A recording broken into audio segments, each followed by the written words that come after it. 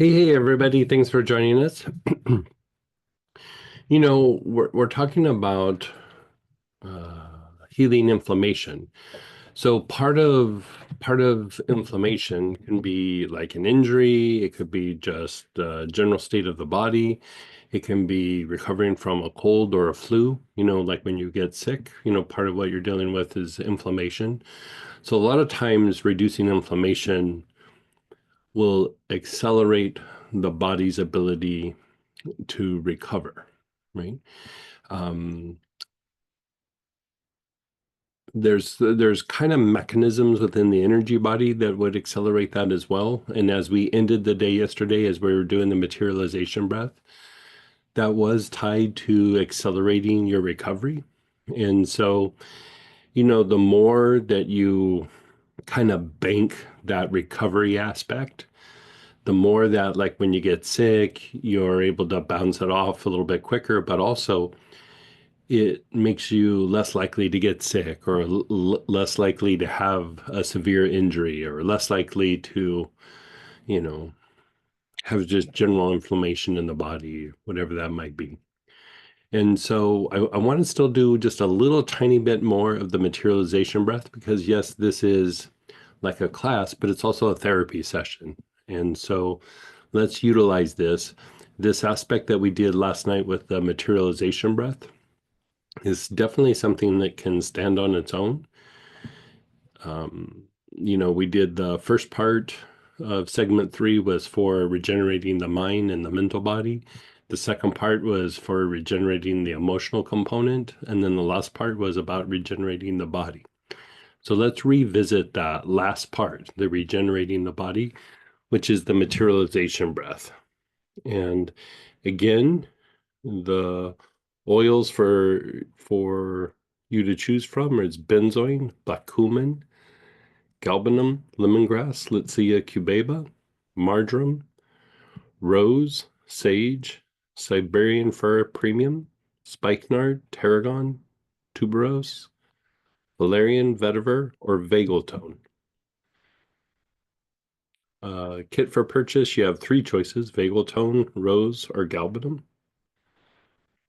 And then you also have the spagyric tincture that you could throw. Well, that's from the previous segment. Never mind. Um,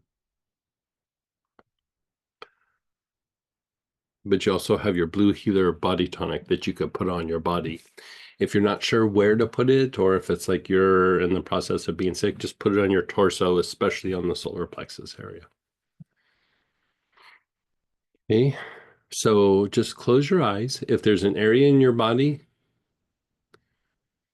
that needs help, you can put your awareness on that.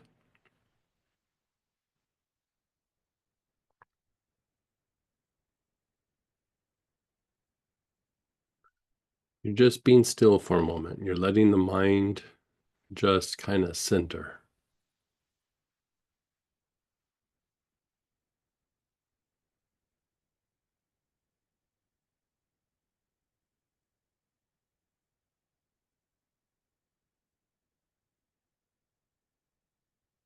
Bottle to your chest, chin down. Inhale, hold your breath, head up, exhale. Head down, inhale, up, exhale. Down, inhale, up, exhale. Down, inhale, up, exhale. Down, inhale, up, exhale. Down, inhale, up, exhale. Down, inhale, up, exhale. Down, inhale, up, exhale. Down, inhale, up, exhale. Down, inhale, up, exhale. Just be still.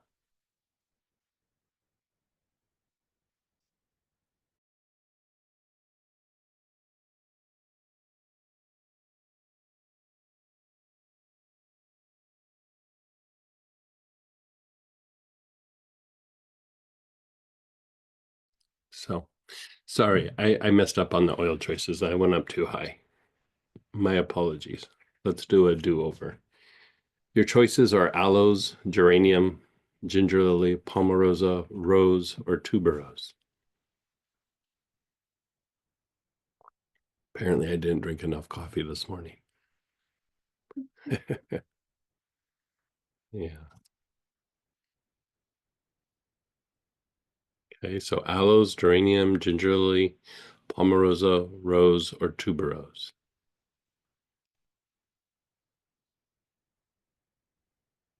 Okay, again, we're doing a do-over. So just sit and be aware.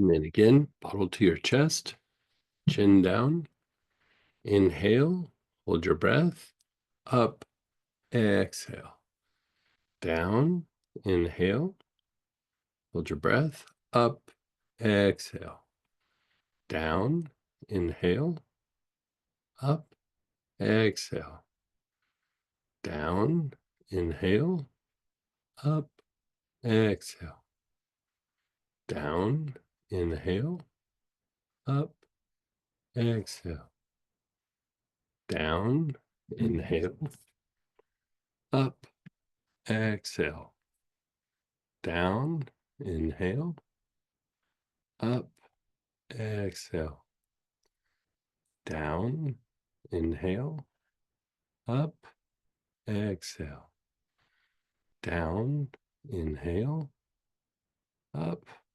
exhale. Just be still.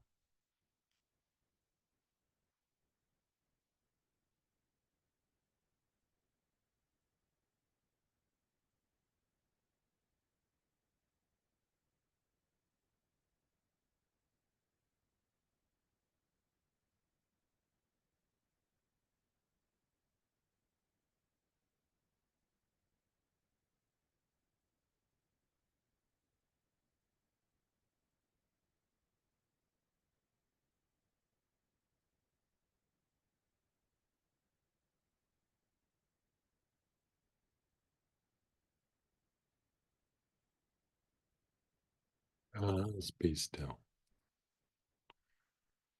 I'm going to have you, as you're being still, put your awareness just on your solar plexus. Just be aware of your solar plexus. Just your front solar plexus.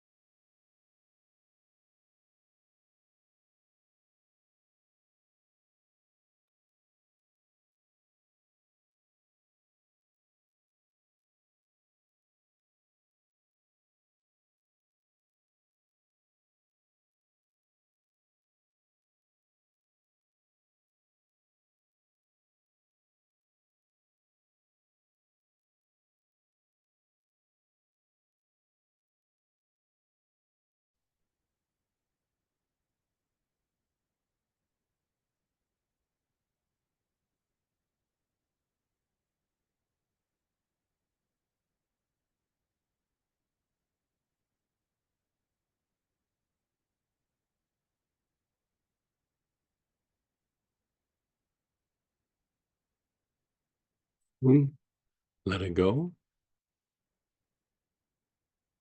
Bottle to your chest, chin down. Inhale, hold your breath. Up, exhale. Down, inhale. Up, exhale. Down, inhale. Up, exhale. Down, inhale. Up, exhale. Down, inhale. up, exhale, down, inhale, up, exhale, down, inhale, up, exhale, down, inhale, up, exhale, down, inhale, up, exhale, down, inhale, up, exhale, down, inhale, up, exhale.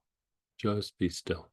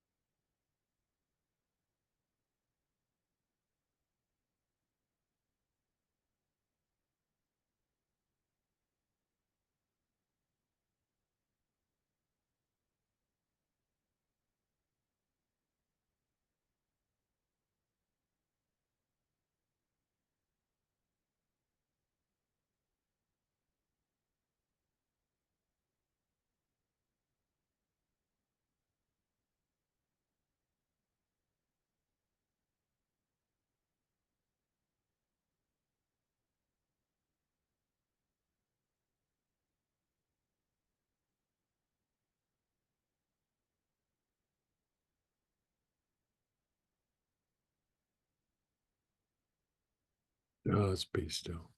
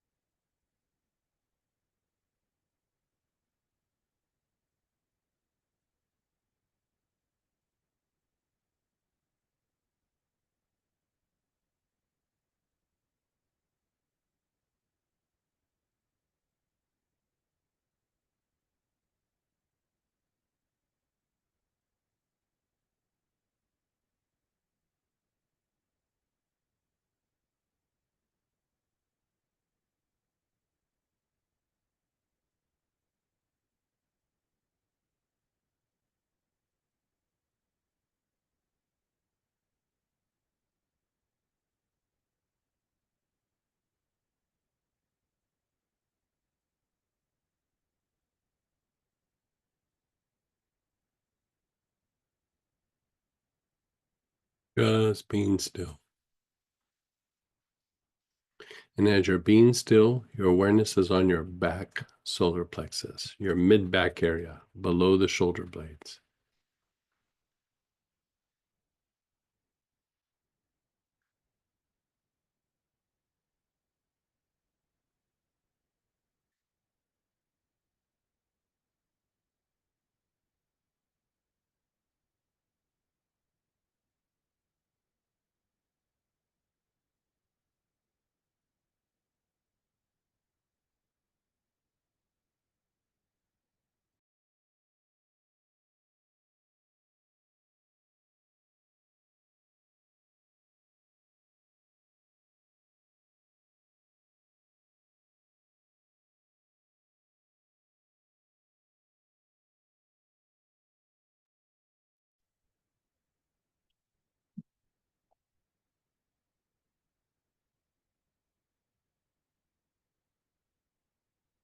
Your awareness is still on back solar plexus.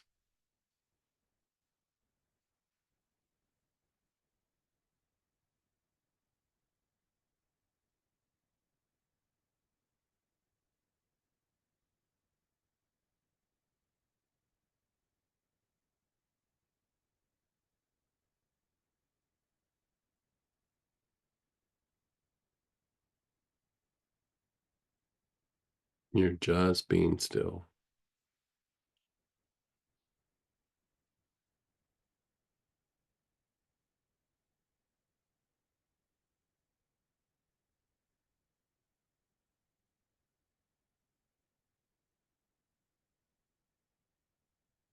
Okay, let it go.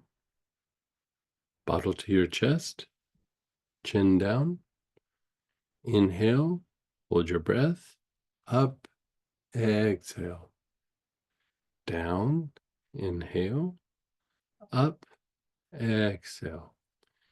Down, inhale. Up, exhale. Down, inhale. Up, exhale. Down, inhale. Up, exhale. Down, inhale. Up, exhale. Down, inhale. Up, exhale. Down, inhale. Up, exhale. Down, inhale. Up, exhale. Down, inhale. Up, exhale. Down, inhale. Up, exhale. Down, inhale. Up, exhale. Just be still.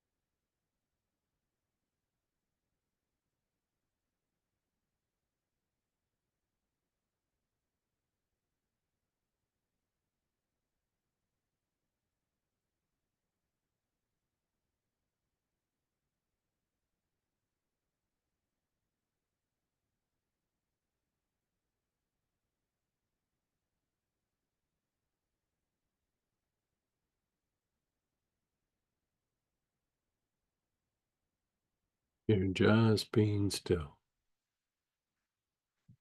Let's have you put your awareness on your throat, your whole throat. Actually, let's do the whole neck. Your awareness is on your neck.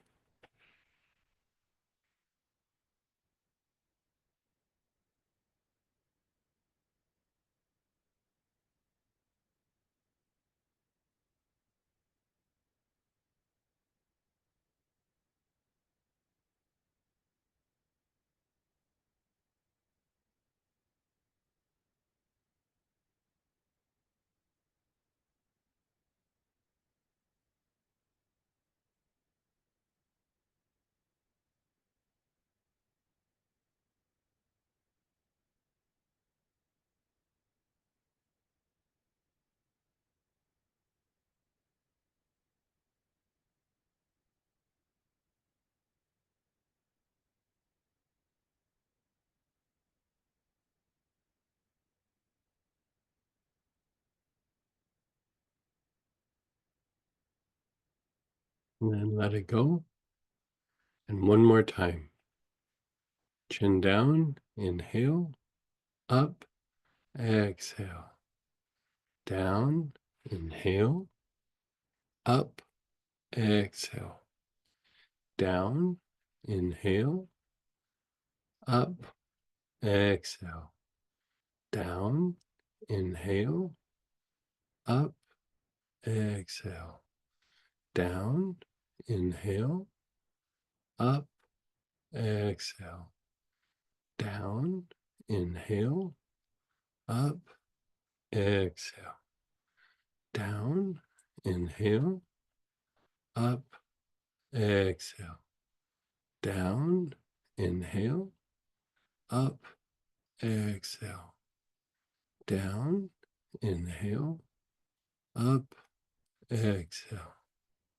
Just be still.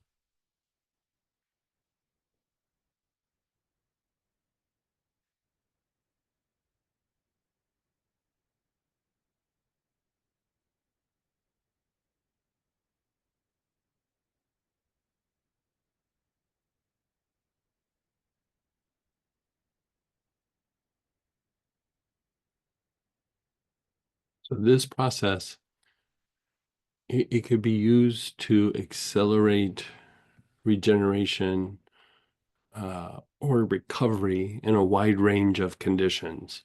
Now, you could also use it as prevention or increasing your potential, right? So if you did even just this one little piece, not even the whole segment, but just this one piece, you did it even just a few times a week, this could be a practice unto itself to help keep the body in a state of recovery. You know, when we're in stress, when we get fatigued, when we have a lot of emotions or a lot of difficulties that we're dealing with, the body keeps drifting farther and farther away from being able to uh, regenerate or recover. So also as we age, we have less potential for regeneration and recovery unless we work at it.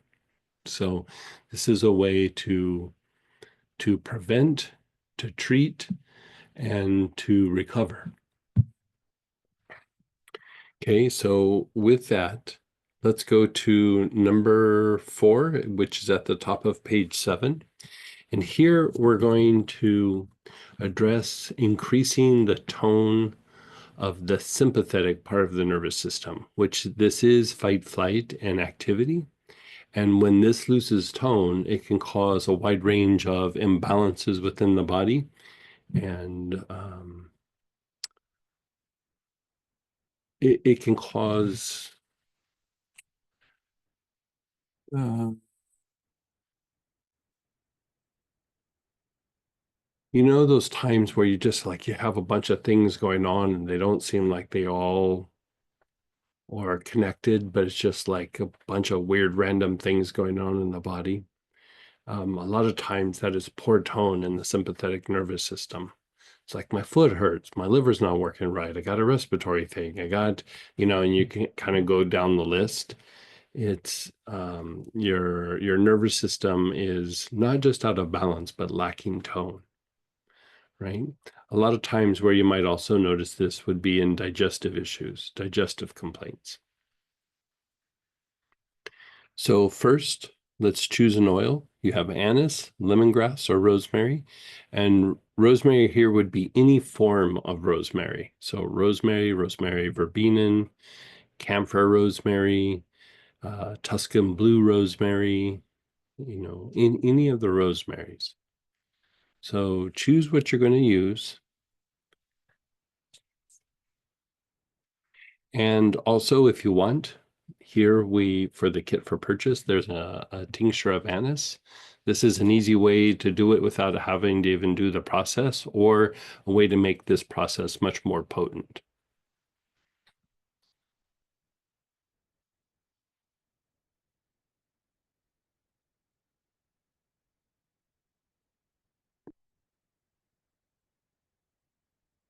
Okay. So again, begin inhaling.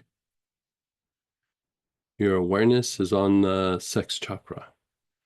You're taking nice, long, slow, deep breaths.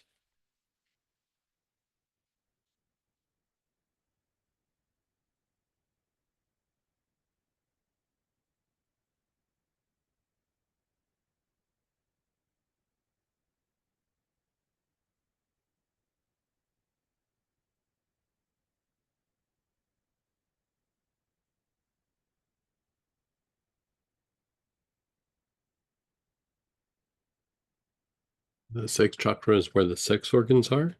You're taking nice, long, slow, deep breaths.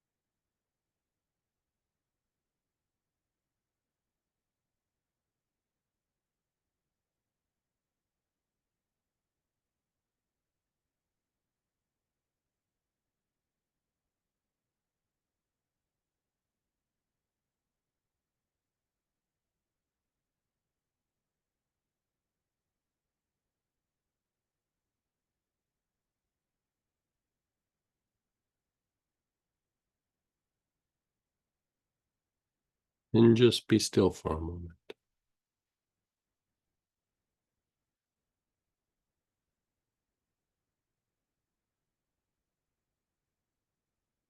Now let's go to the Ming Men, which is the low back, the back side of the navel.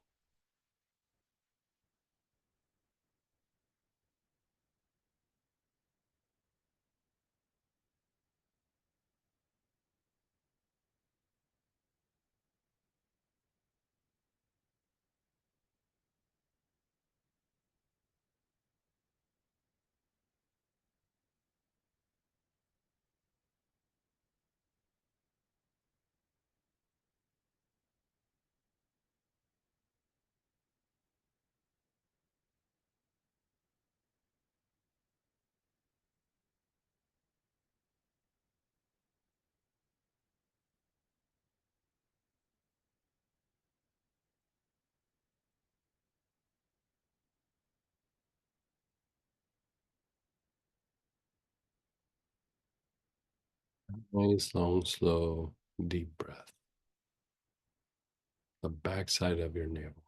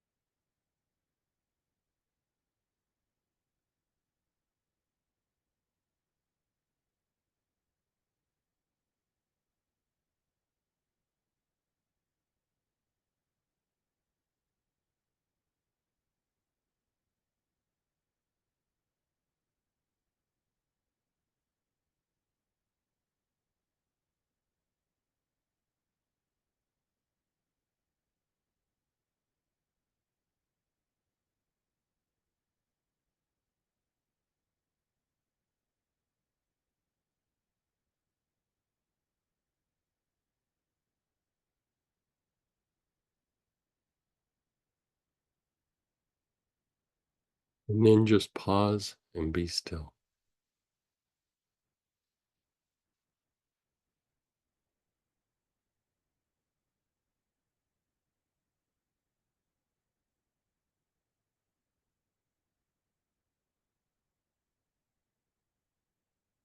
Mm.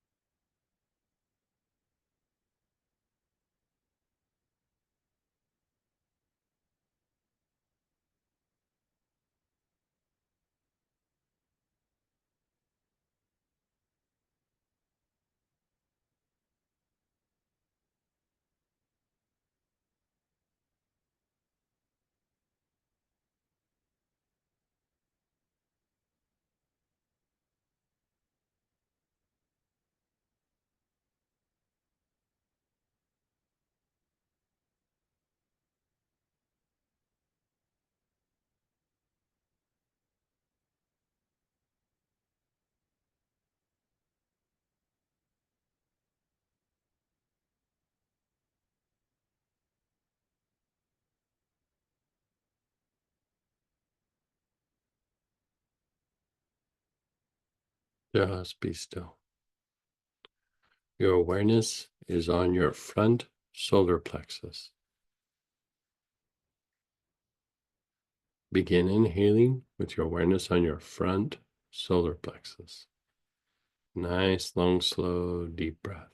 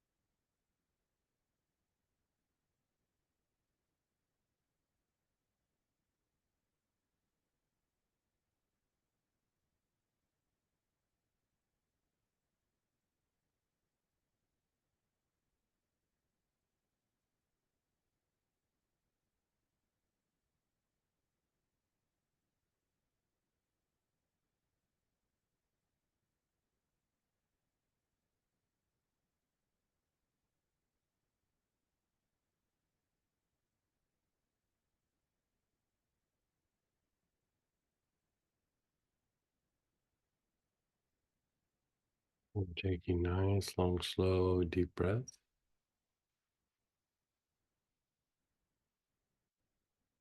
And then just pause. Pause and let go.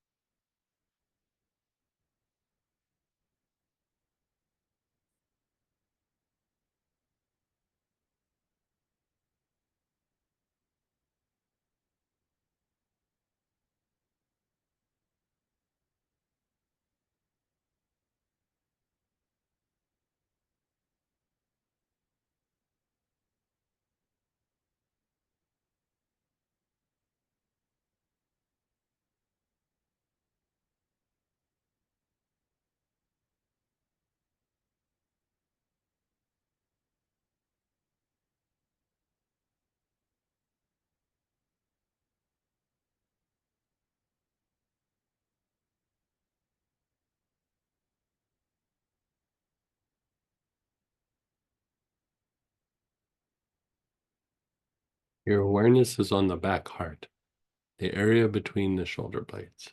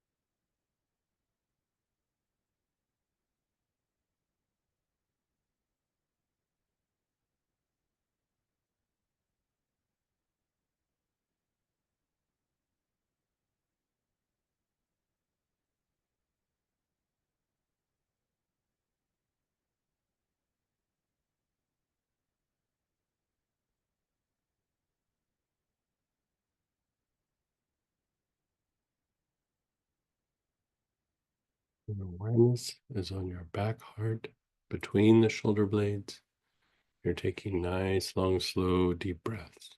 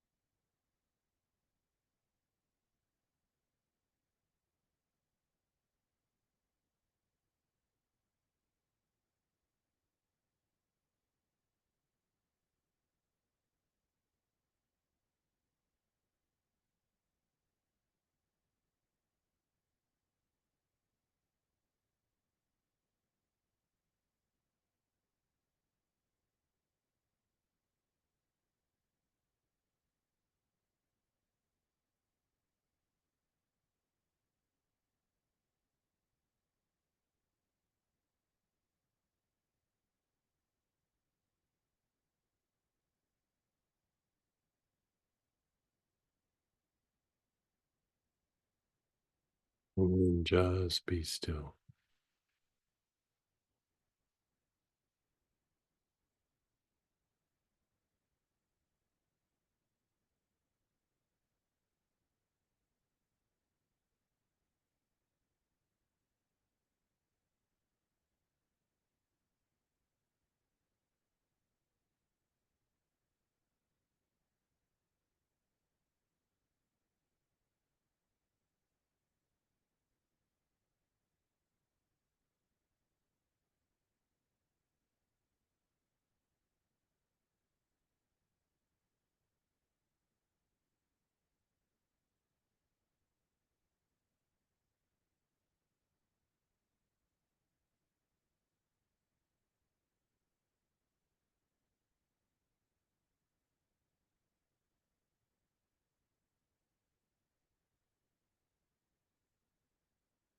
Your awareness is on your brain, both sides of your brain. You're taking nice, long, slow, deep breaths with your awareness on the brain.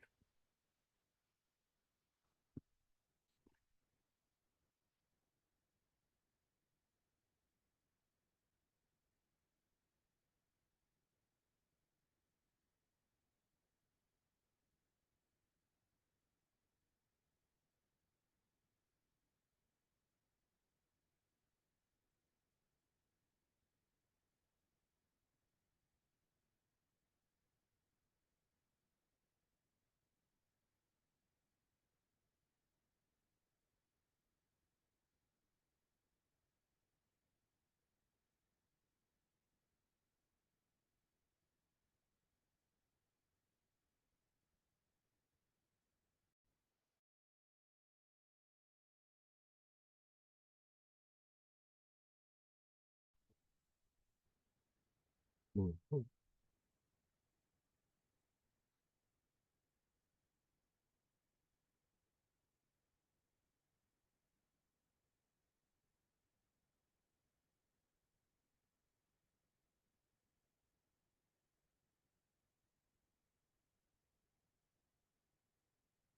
Nice, long, slow, deep breaths with your awareness on your brain.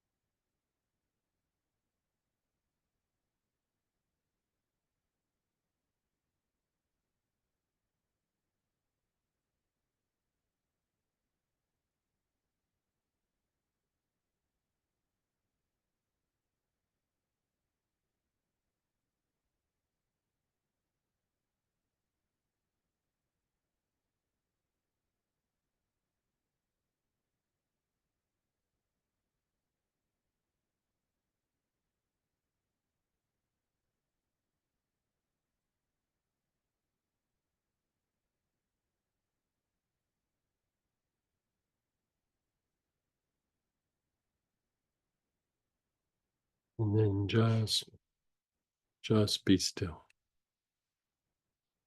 Just be still.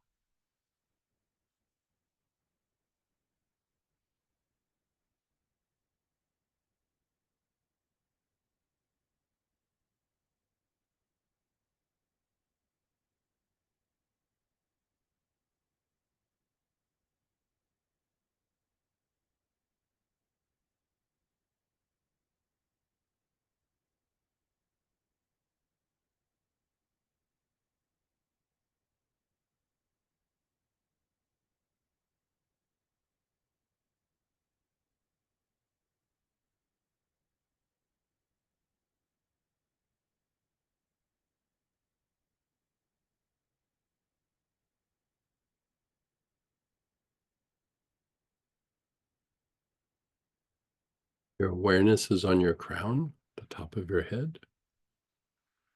Nice, long, slow, deep breath.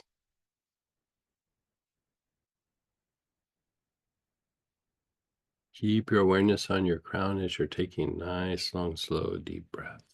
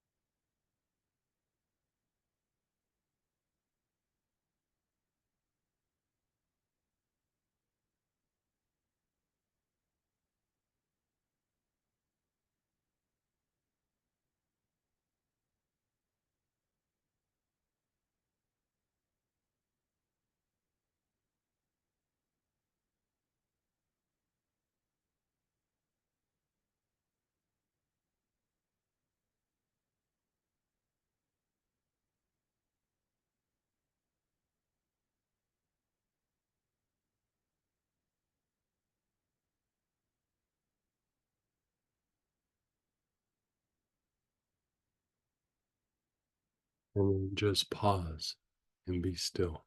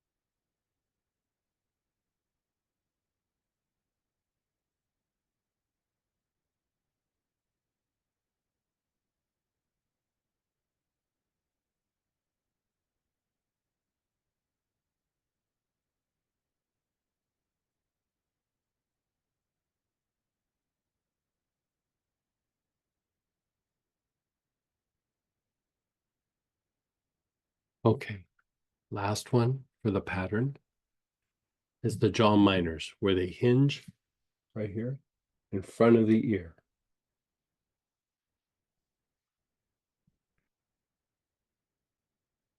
Nice, long, slow, deep breaths.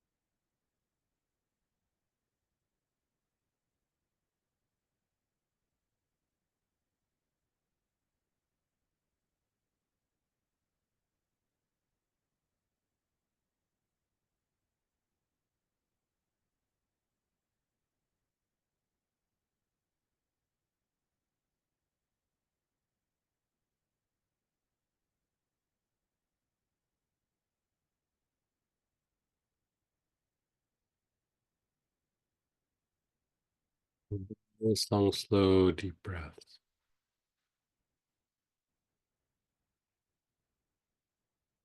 How's this making your body feel? Like it makes it feel strong. Yeah, yeah, yeah.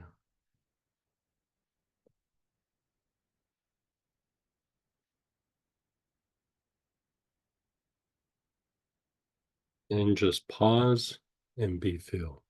Be filled. Be still. I need another cup of coffee. Yeah.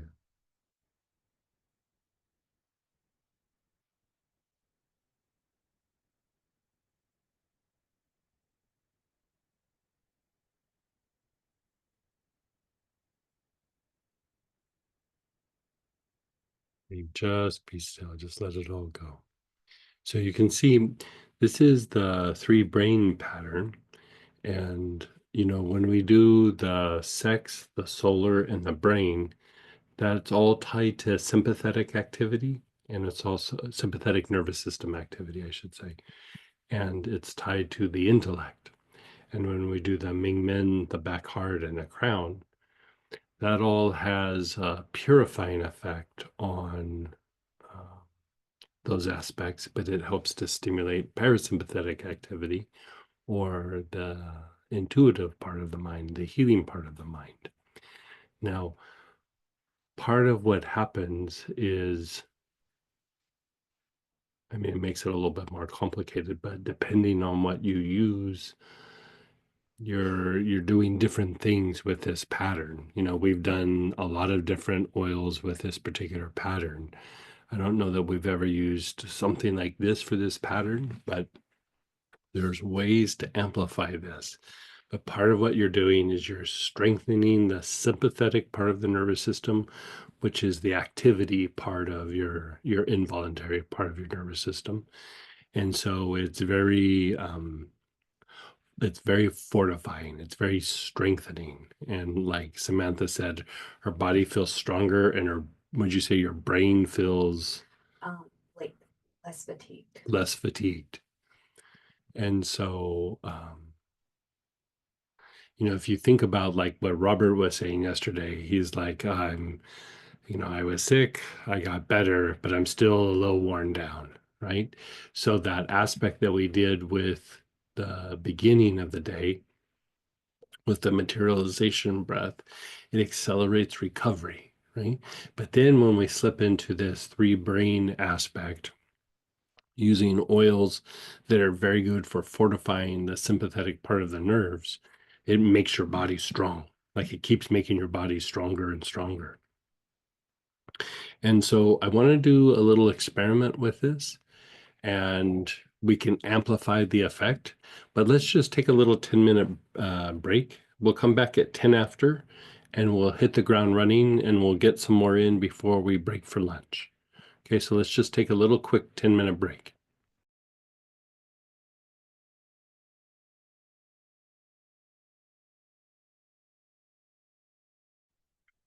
Okay, everybody, let's come back. And we're going to use the same oil that you were using, either anise, lemongrass, or rosemary.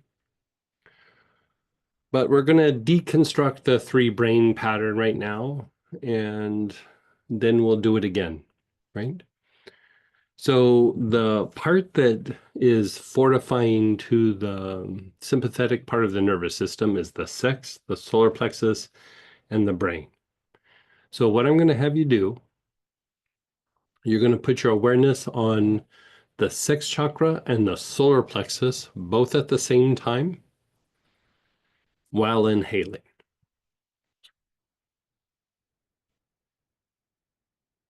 So your awareness is on the sixth chakra and the solar plexus, both at the same time.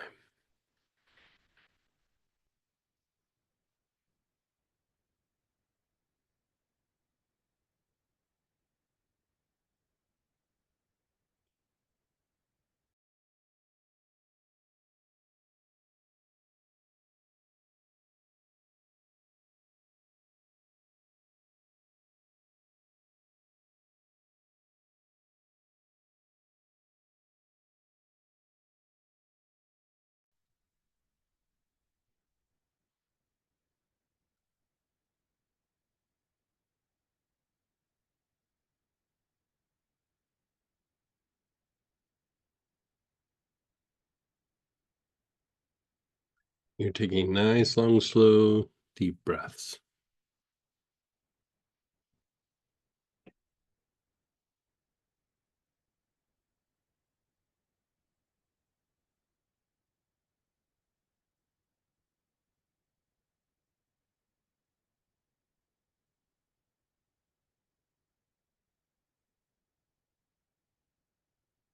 And then just pause and let that go. Just pause and let it go.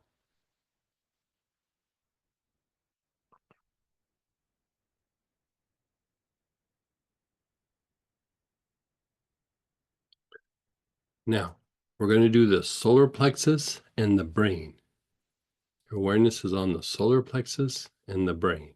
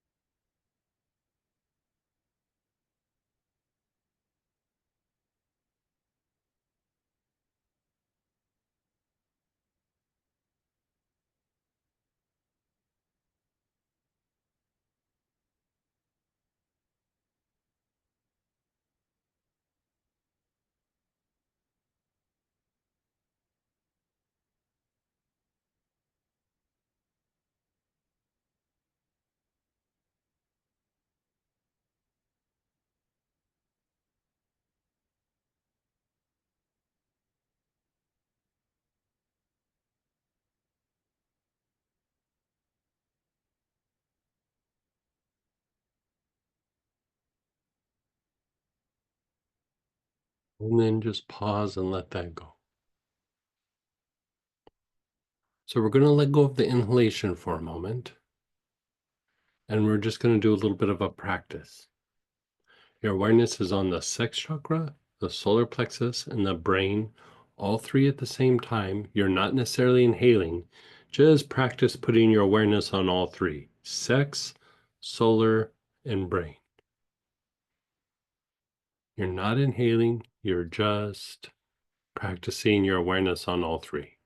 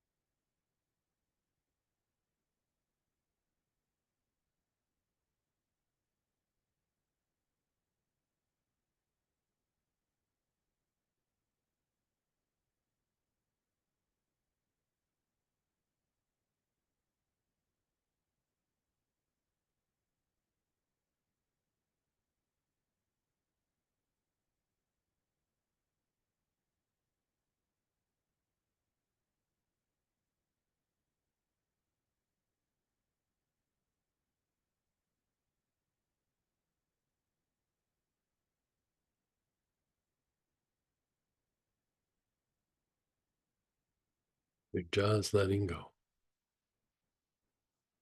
Just letting go.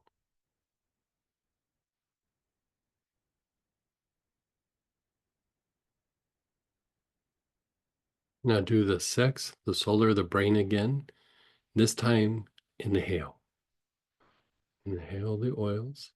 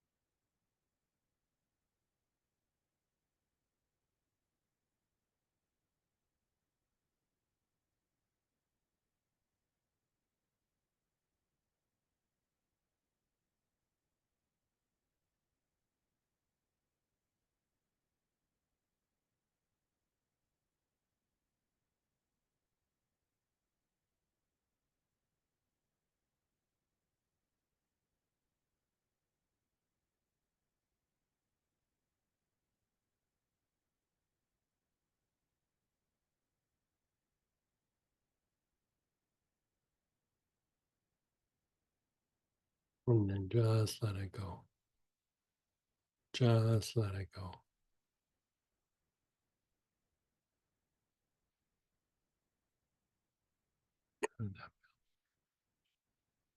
Yeah.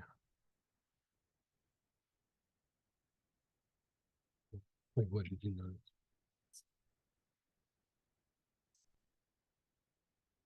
Mm-hmm. Mm-hmm. And how about the brain?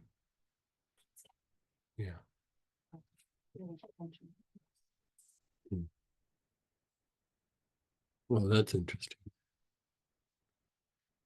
Okay, let's do that one more time. Sex, solar, brain, and inhale.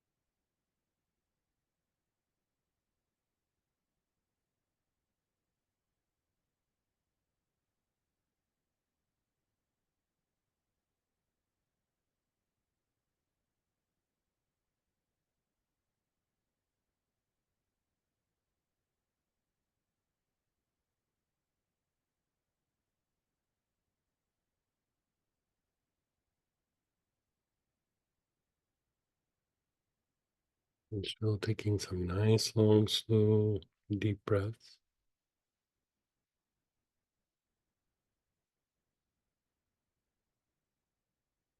And then just let it go. Just completely let it go.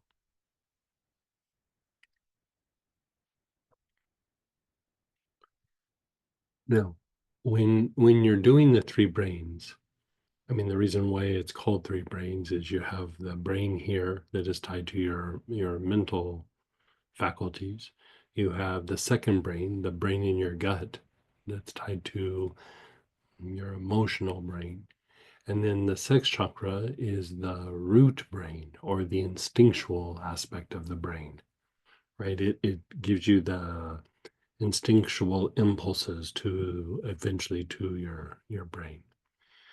And so you're balancing out these three aspects that make up both the intellect and when refined enough where you're able to transmute them, eventually the parasympathetic activity and the intuitive mind, right?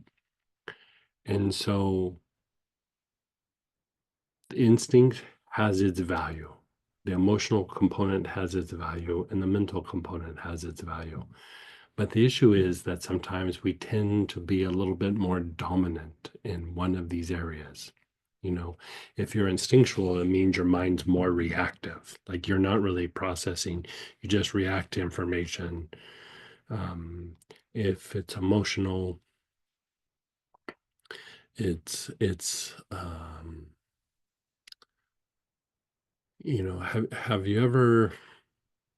have you ever talked to somebody and before you even finish the sentence, they're already pushing back towards you?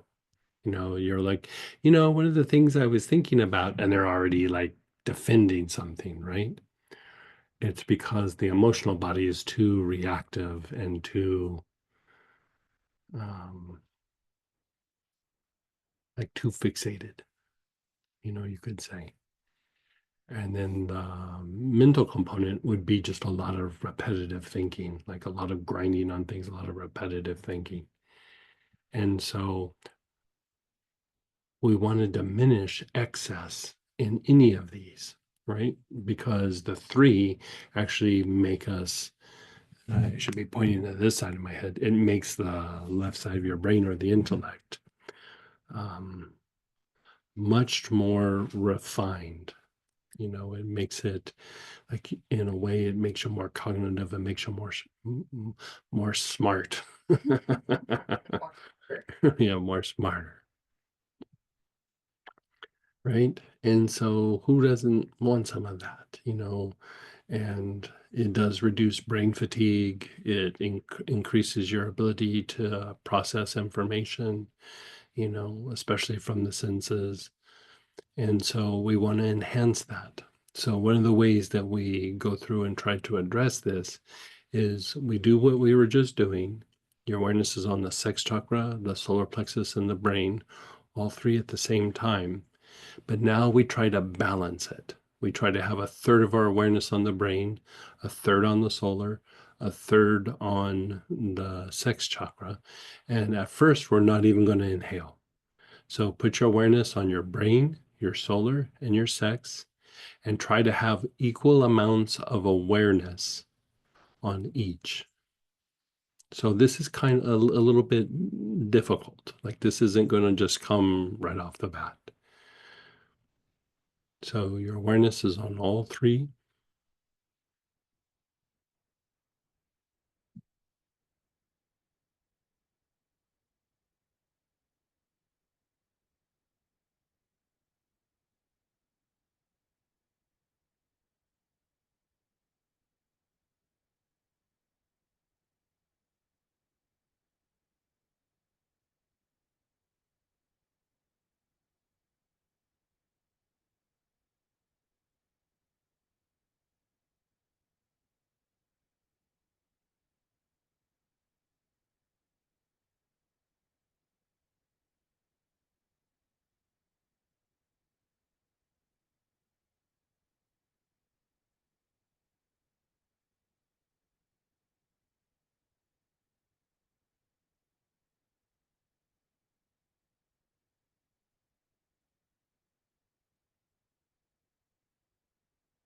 Okay. And then let that go for a moment. And just be still.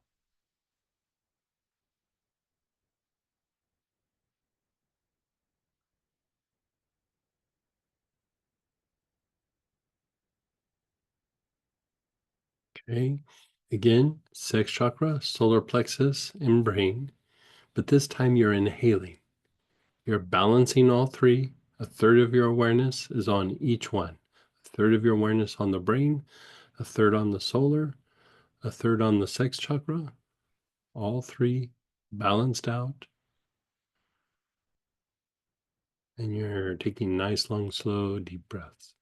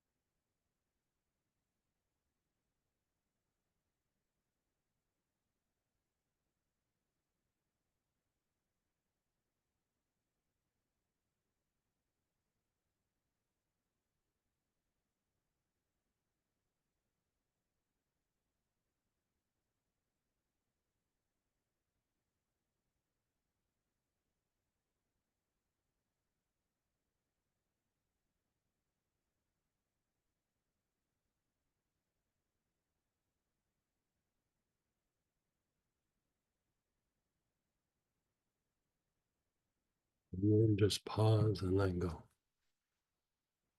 Just let go.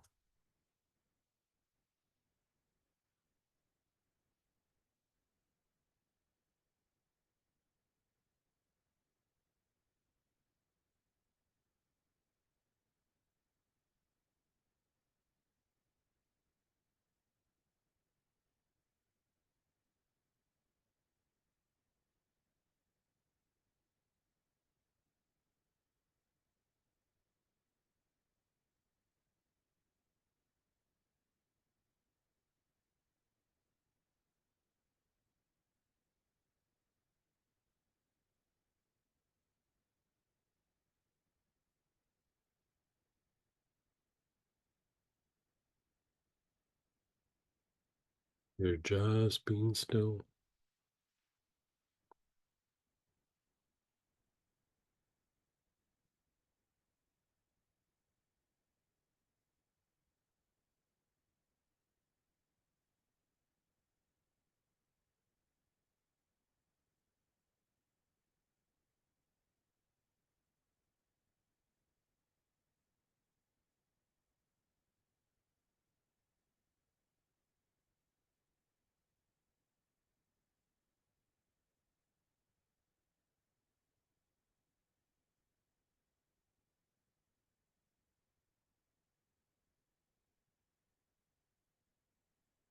Okay, so let's begin inhaling. Your awareness is on your sex chakra. Nice, long, slow, deep breaths. Just on the sex chakra.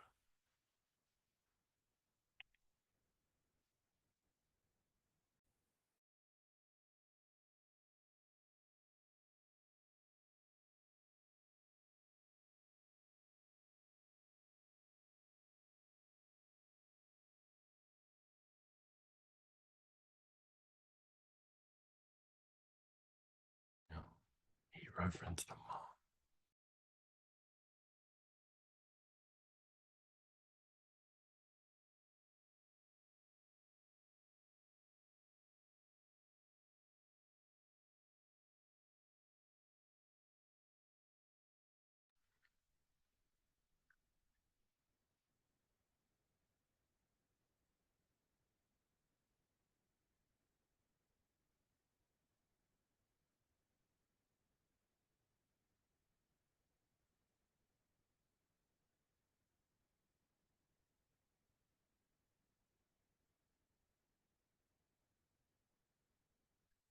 And then move your awareness to the low back, the backside of the navel.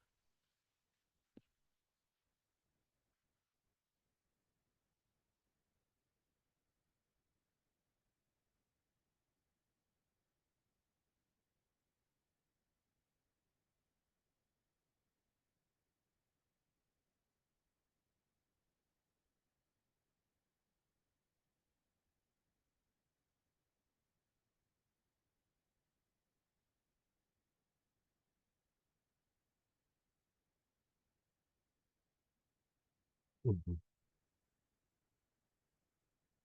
Your awareness is on your low back, the backside of the navel.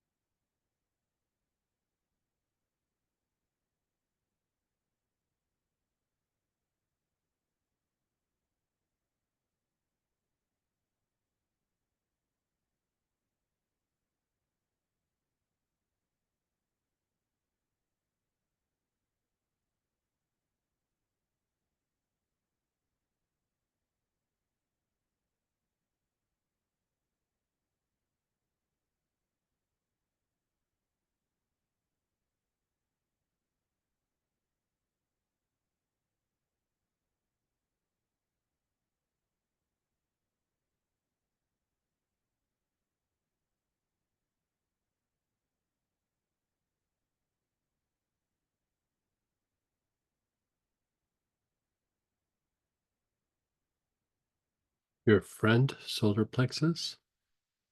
Your awareness is on your front solar plexus.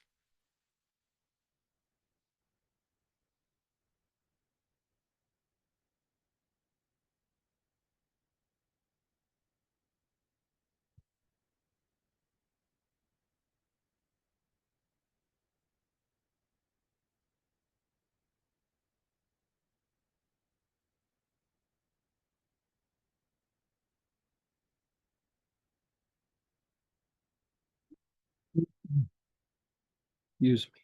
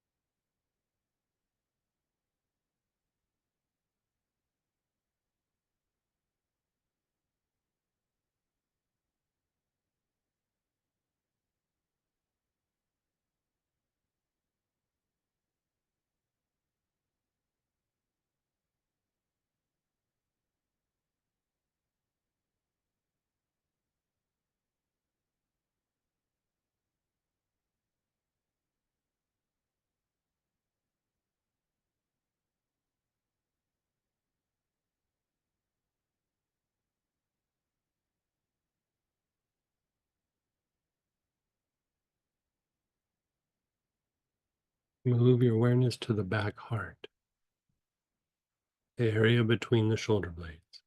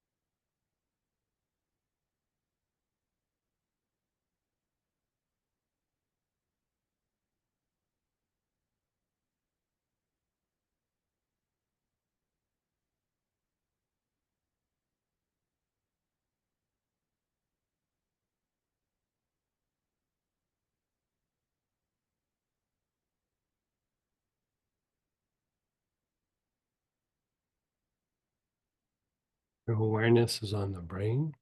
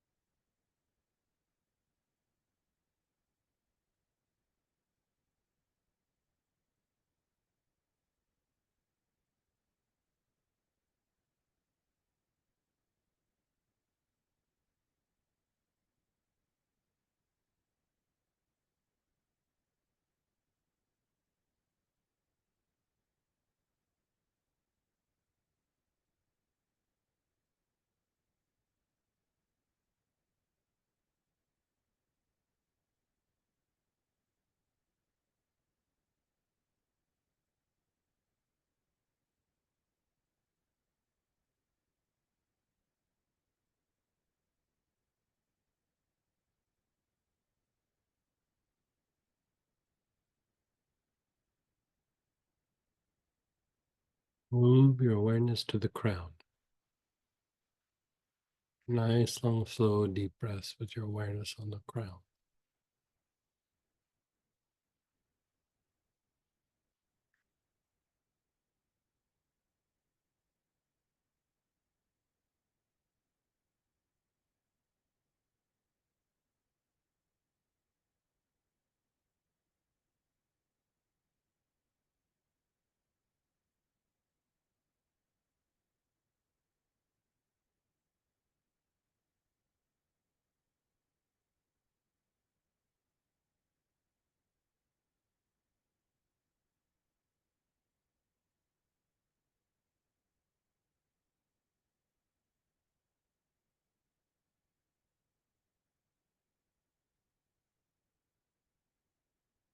And taking nice, long, slow, deep breaths with your awareness on the crown.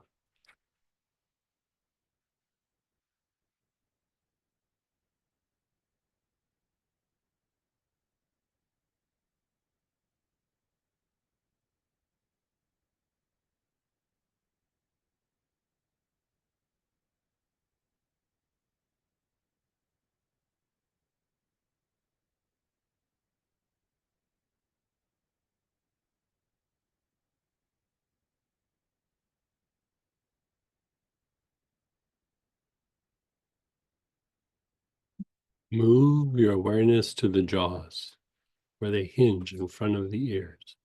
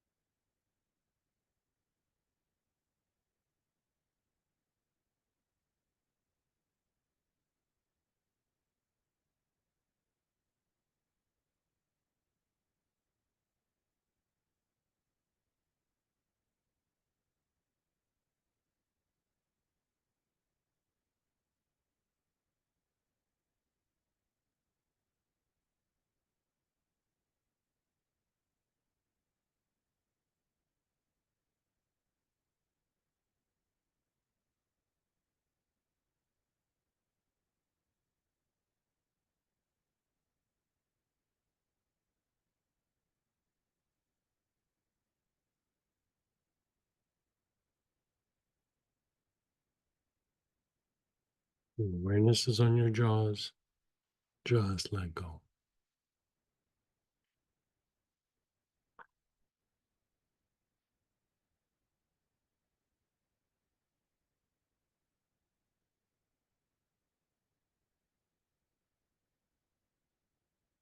Now, this is a quick way to strengthen the body and strengthen the mind.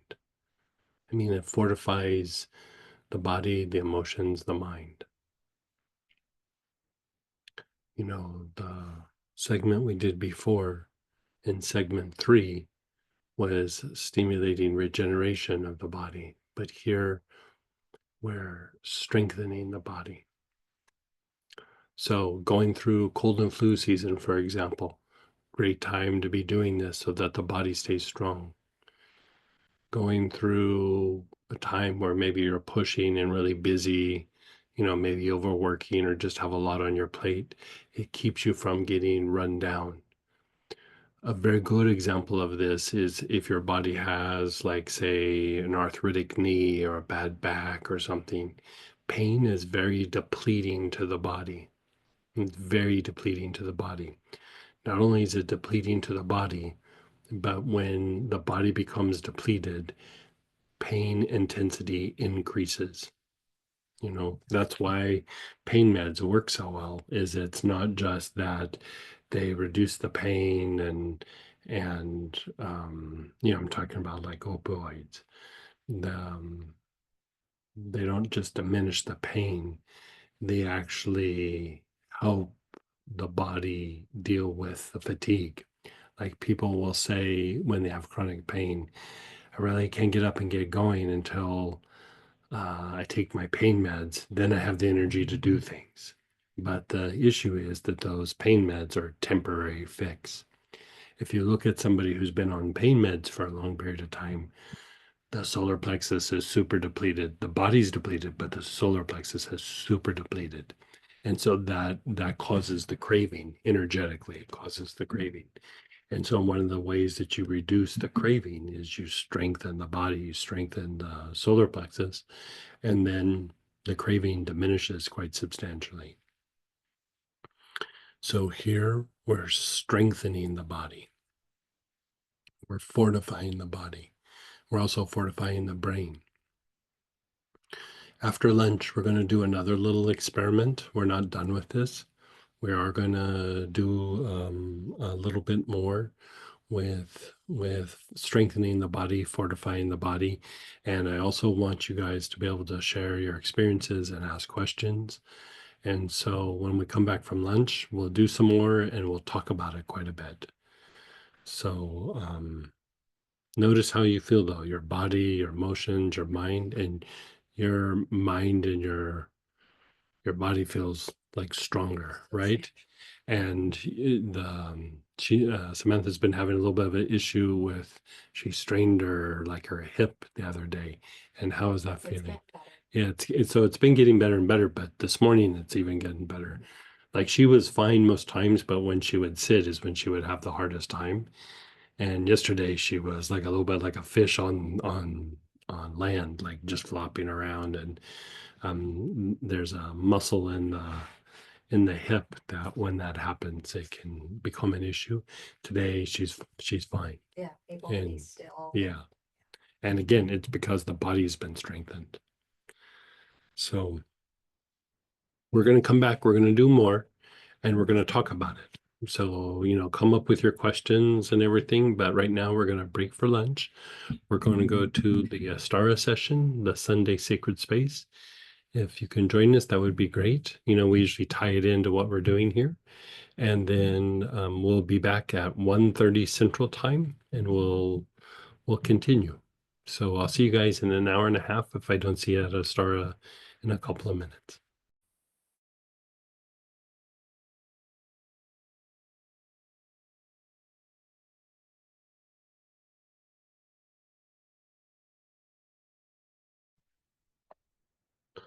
Hey, everybody, let's go ahead and come on back.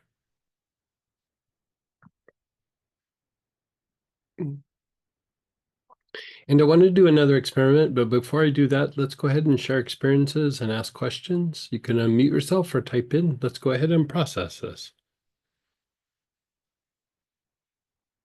And we'd love to hear your shares. You just because you can't just automatically unmute yourself, you'll raise your hand. Go ahead, Laura. I'll get you to unmute there. Hey, Laura. Hi, Greg. I'm having cataract surgery tomorrow. Okay. And so if I repeat this tonight, and is using the anise a good thing too? Oh, yeah, that would be a great one. Yeah, sure. And should I do it more than once a day while I'm in I recovery? like I would do it like once a day for a good week, like afterwards. And so that's a surgery that they do really well. And so the body usually bounces back pretty quick, but still keeping it strong and helping it to bounce back even faster is always a good thing. Perfect.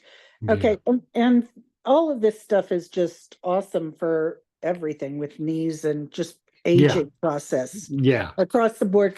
I'm looking at what we did first thing on Saturday, and then the two today. Are those three like stronger than others, or all the Well, they same? do different things, but like they all can stand on their own. They're all could be things that you integrate into other processes, or they are standalones. And so, like even the thing that we were doing before lunch, with the version of three brains like that will keep the body strong. I mean, I like to do that just from time to time, just as prevention. But still, like if I've been pushing hard or traveling, it's a way that I bounce back really fast. So, times where you're feeling like maybe a little burnout or a little tired, or you've just been going 90 miles an hour, it's a way to kind of recharge your battery really fast. But if you are having to recover that last piece with the materialization breath, that could also be very good. Those just seem to be something you could add to your meditation Oh, practice all the really time. Yeah, easily. you could be doing them all the time. Good. Well, Yeah. this is an awesome class. Thank you. Oh, good. Good. I'm glad you're enjoying. And go ahead, Denise. Hey, hey. Hi, Greg. Well, let's see. It's going to be very helpful. I can tell that. But I'm going to need another Mohs surgery. Okay, between that and kind of the dental Another what surgery? Mohs surgery on the Oh, same area, sadly. right. But I'm with the same clinic that originally did the first part of it, so hopefully that's a good thing. And I think I caught it quick, but who Okay. knows? We'll find out. Right. We're gonna find out. But it was not quite on my radar. I just kind of had like I just kind of hit this threshold where my nerves were shot over all this stuff. Right. But I can say that so far this weekend, it's really helping a lot. So Good. I Yeah. wanted to ask you about the immune support. Would I Mhm. just get that alone or in that tincture, where you have thieves immune support? Or am I off base completely, which could be possible? You could do either way. Like, if you're going to do inhalation with the immune support, I'd get like the little roller ball, but I like it putting it on the body. So I'd get the body tonic and then apply it. And that's the one with thieves and Right. Right. okay. Should I get also the roller ball, a small roller ball of it? Yeah, a way to do that is for the inhalation is go to the Auric programming, that little site, and you can get like a little 2 ml like kit size bottle, very inexpensively. Oh, great. Oh, that would be good. All right. Yeah, perfect.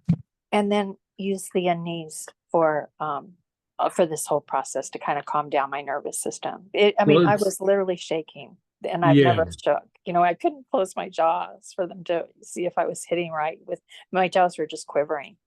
right, Yeah, it was really rather unsettling, but it was also my body just saying, I'm done. And I told the right, dentist, I said, right. I've just hit my threshold. I Yeah. really, and he was very kind. He kind of worked on other people and he came back and just said, okay, we'll talk when you get your teeth cleaned in the new year.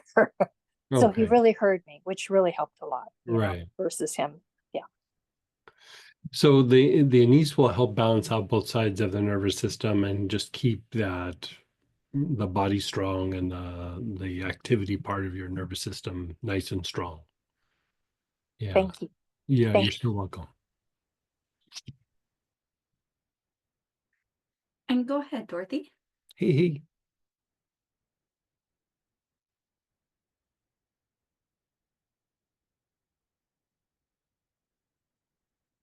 Are you, hey, um, on what we did this morning on the materialization breath, I Mhm. just want clarification, like if we want to use it for prevention or recovery, uh, do we focus on those parts that you did this morning, the front solar plexus, and then do the breath, and then the back solar plexus, and then I think we did the neck. Is that what we focus on I was for? just working those particular areas. So if Uh, you're working like say your hip or your knee or something like that, you would do it on there. But like sometimes it's nice just to do on the solar plexus just to kind of clean out the solar plexus a little bit.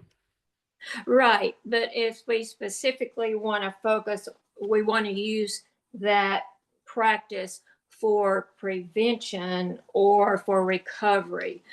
Uh, from Okay. say a cold or flu, what do we focus Yeah. on? You could just do it in general or do it on the front back solar plexus. Yeah. What do it in general? What does that mean? It Just means you say, don't have to put your attention anywhere. You can just do it. oh, Yeah. oh, okay, Yeah. great. Thank you so You're much. so welcome. And go ahead, Barbara. Hey, hey, Barbara. Hey there. Thank you for this. A couple questions about this last piece, the three brain piece, and I realized I was all the way to the front solar plexus before I realized that's what we were doing. So Yeah. clearly I haven't been practicing it lately. Right. But I don't remember if it was the first time through or maybe when you started to do the deeper dive into it. Hmm. I could not hold my awareness on the sex chakra without also being aware of the basic. What? I just let it be? I mean, I'd still try to focus on the sex chakra, and if your awareness is kind of floating over there, I mean, it's fine. But the key part is the sex chakra. Right. I Right. just, Yeah. it's like the basic one to come play. Right. And I That's okay. kind Yeah. of had the same thing with the brain. It's like the crown was Right. right there too. Right. Um, Yeah. Going from brain to crown is, splitting hairs, like you're just moving your awareness from being on the brain to the top of your head, and they're so close that right. But the basic's not part of this series. So no. But if it happens a little bit, it's okay. okay. And do the pairs, presume the pairs stand independently? Sex, Ming Ming, solar, back heart. Right. But is there also like a daisy chain effect where they are kind of going up the same ladder, if you will? Yeah, like so you're like when we do them both, like when you do the sex chakra, you're hitting more the intellect and sympathetic nervous system. And then when you go to the Ming Men, you're hitting intuition and parasympathetic activity. And then you go back to the front solar plexus where it's hitting the sympathetic part of the nerves again and intellect. And then you go to the back heart. And then, so you're going kind of back and forth all the way up. And so they do play off each other, and it's a way to balance out the nervous system and balance out the brain. You know? Yeah. Sometimes it felt like they were skipping ahead, and I couldn't tell if it's just because it's a pattern that I've done before, or that's just how it was Like in moving. your visualization or the energy Not, moving, or there's no visualization and the perception of the feel of the energy. yeah. They're all moving to have this kind of alignment. Like what starts to happen over a period of time is the sex, solar, and brain start to fuse and function as one thing, and then the Mingmen Bacard crown function as like an interacting unit unto itself. And so sometimes what happens is you hit it and you're starting to light up all of it. Okay, Like the more you've done it, the more that's a potential. okay. Yeah. So I mean that's actually very perceptive. Like it's very sensitive of you. That's my perception. It's not visual, it's just Yeah, it's that just it way. starts to happen. Yeah. Because ideally even when you're having an instinctual response, you're still wanting to have like a harmonization with the solar and the brain so that it all kind of processes at once. And so at first, when we first started doing it or before we started doing it, we'd have an area and then eventually it kind of rolls its way up. But it's like you're getting better information when they're all synced. You'll get instinctual information, emotional information, mental information. And so you have like all the info very quickly that then your nervous system can process. Apparently, this is the international sign for processing. So I don't know why my hand was doing that, but and then the same for the Mingmen Backheart and Crown. Your intuitive part of your mind and the parasympathetic activity is processing that much, much quicker. And so, it improves your interactions with situations or the environment or even with your body. And it improves the quality of information that you're processing. Instead of processing pieces at a time, you're doing it all at once. So is it correct to think about it as the individual units we're working on, but simultaneously it's the whole piece of harmonizing all of them? It's kind of Right. a Right. simultaneous Yeah. process, but our focus is shifting. Right. Yeah. Okay, thank Yeah. you. Yeah, you're so welcome. And I just want to say, it feels like, I mean, Barbara touched on it, like we hadn't done, like, I feel like the three brains in a process, or maybe it was just Mhm. me in a while, so it took my brain a minute to see too. But it's getting easier. Yeah, it should be Even though getting I feel like easier I and haven't easier. really done it Yeah. much. Yeah. It is. It was easier to put my attention on all three spots, maybe at the same time. And even the balancing, it felt like the body is learning, like, oh, I know how to do this already. Right. Like I find, there's different ways of learning and different ways of processing. But like sometimes when you do something kind of intensely, which like a while back, it's probably been almost a year ago, where we were working three brains really intensely. And you work it and you work it, and to keep it from going into, I don't know, the mind does funny things sometimes. It's always trying to predict the future and minimize efforts and all kinds of things. And so I always find it's good to like do something kind of intensely and then back off and then take a break. And then your mind kind of lets it go. Just like how we focus and then we let go, we have awareness. Like on a bigger picture, you work something for a while, you work it really intensely, and then at some point you let it go. And then, you like completely let it go, and then you come back to it, and it's much more potent, I find, than if you just keep doing it over and over and over and over and over again. It's like almost like the mind or the intellect gets a little bored with it or starts going, oh yeah, I got this figured out, and you know, almost just starts going through the motions of it. But if you do it intensely and then let it go, and then when you come back to it, you're going like, oh yeah, I remember this. And it's like you're putting on that glove at the beginning of winter time and you go, oh yeah, I remember this glove. It feels so good. And but if you wore that glove every day, it would be yeah, you know, eh, no big deal. but like, you know, you put it away for a while and you pull it back out and it's like, oh yeah, I got this, feels so good, you know. You know why my mind went to a glove is it's getting cold for us out here. So like I'm breaking out my gloves and I'm like, these are amazing. But you know, anyway. And then, Look, go and let me, ahead. Yeah. so even spiritual teachers, you know, like I think I shared this a little while ago. Um, when I first started doing things for Astara, um, you know, the teachings were given to Astara by Katumi, who was also Saint Francis of Assisi and Pythagoras, and you know, and they were given to Astara through Erling Cheney, but the source was Katumi, and you know, Katumi also being one of the three wise men, and so you know, I thought it was a very big deal to try to for myself to have a much deeper connection to Katumi. I mean, I'd always kind of studied Katumi and St. Francis of Assisi and things like that.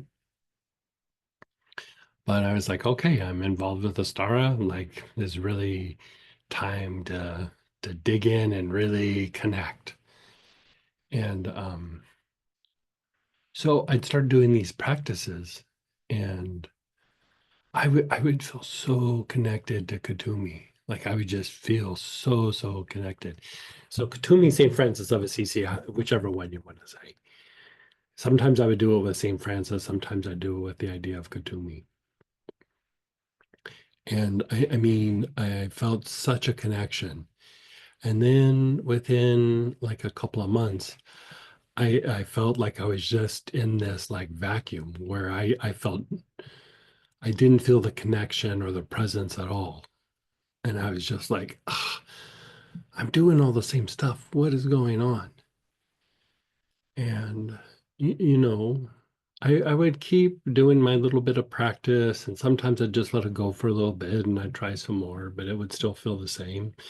And then all of a sudden, you know, I'd get to the point of being frustrated and I would just let it go. And then a little bit of time would pass, and all of a sudden I'd feel this deep connection to Katumi again or St. Francis. And I was like, oh God, I don't know what I was doing wrong.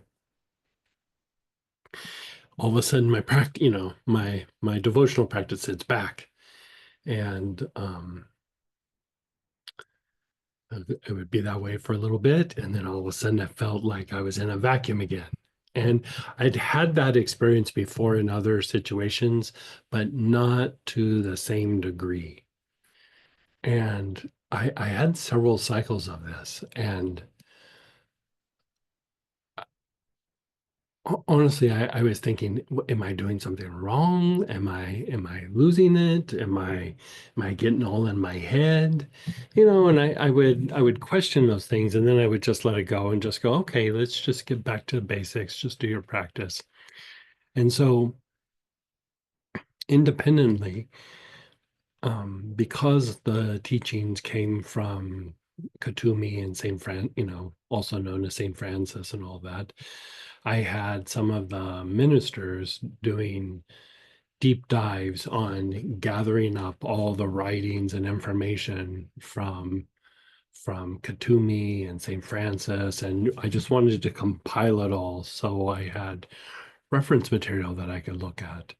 And with Katumi, um, there was a lot of things that were written as letters to like a student or to you know an organization or you know to another teacher or something like that. So we had a lot of these letters that we had tracked down that were very informative, and he was giving like instruction or education and and going through some of those, he explains that he said that the teacher nurtures the student for a while and then withdraws. And then waits for a period of time and then comes back again and then, nurtures the student and then withdraws. And I thought, that's kind of interesting. And his explanation was, he said, without the teacher withdrawing, the things that you learn, you don't really apply because, you're doing it in a practice, you're doing it in, you're digesting, you're in the learning process, you're not in the application process. And so he said, you give a little bit and then you withdraw, and then you give a little bit and then you withdraw, and then you give a little bit and you withdraw. And he said, in that mode, the student gets it very quick because they digest a piece and then they apply it. And then they digest a piece and then they apply it. And without the application, you really don't integrate it.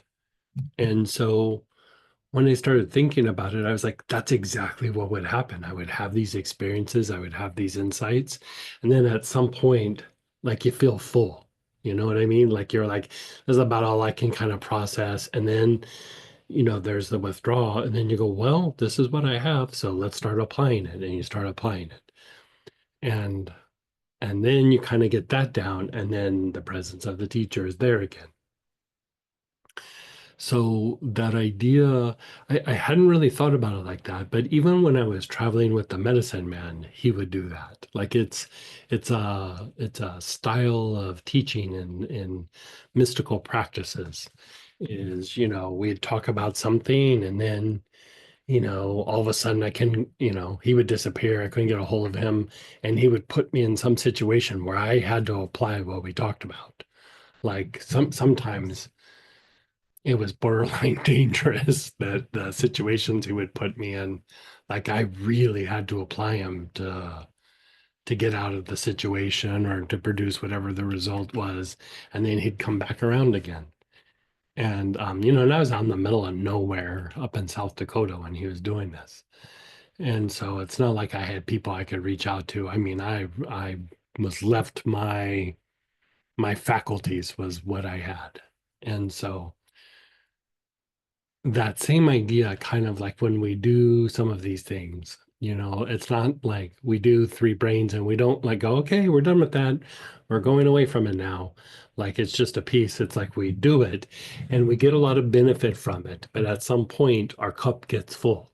So then we let life kind of happen and we apply the things that we kind of have benefited from, like with three brains here. And then after a while, you're like, oh boy, I'm really getting something out of this. My brain's working different, my intuition's working different. And then at some point you're in this new place, this new level. And now in a way your cup is empty. And so now you can do it again and then go deeper and get the cup full again and then, let it go and then start applying the things that you've learned or the things that you've benefited from, the shifts in behavior or thinking or interacting. And then when you kind of reach that plateau, then you go back and you do more. And so that idea with the three brains, I find that, because the three brains is very balancing, it's very balancing on a lot of different levels. But at some point you go, okay, wherever I'm at right now, I feel pretty balanced. And so then you start applying yourself and you stretch. And then at some point you do need to balance things out again. And so this is why I don't spend a lot of time going, we need to do this practice all the time. I'll say, do this practice for a while. And then at some point you'll let it go. And then you'll come back to it again.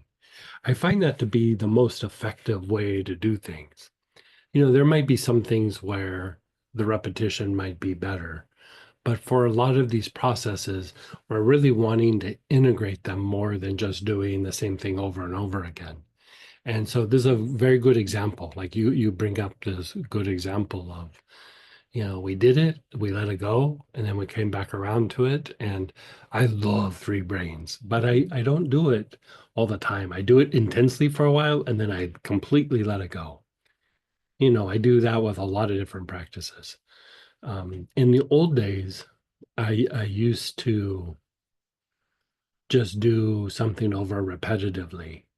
And there's times where I would do it for years, but then when I let it go, I never really went back to it. You know what I mean? Like I did it and then I was just like, yeah, I'm feel done. It's almost like you get burned out on it or you just, I don't know.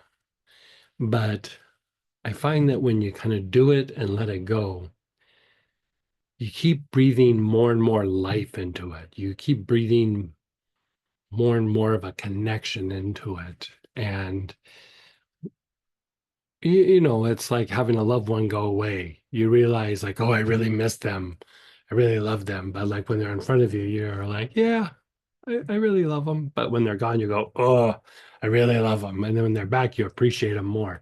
It's kind of like that. If that makes sense.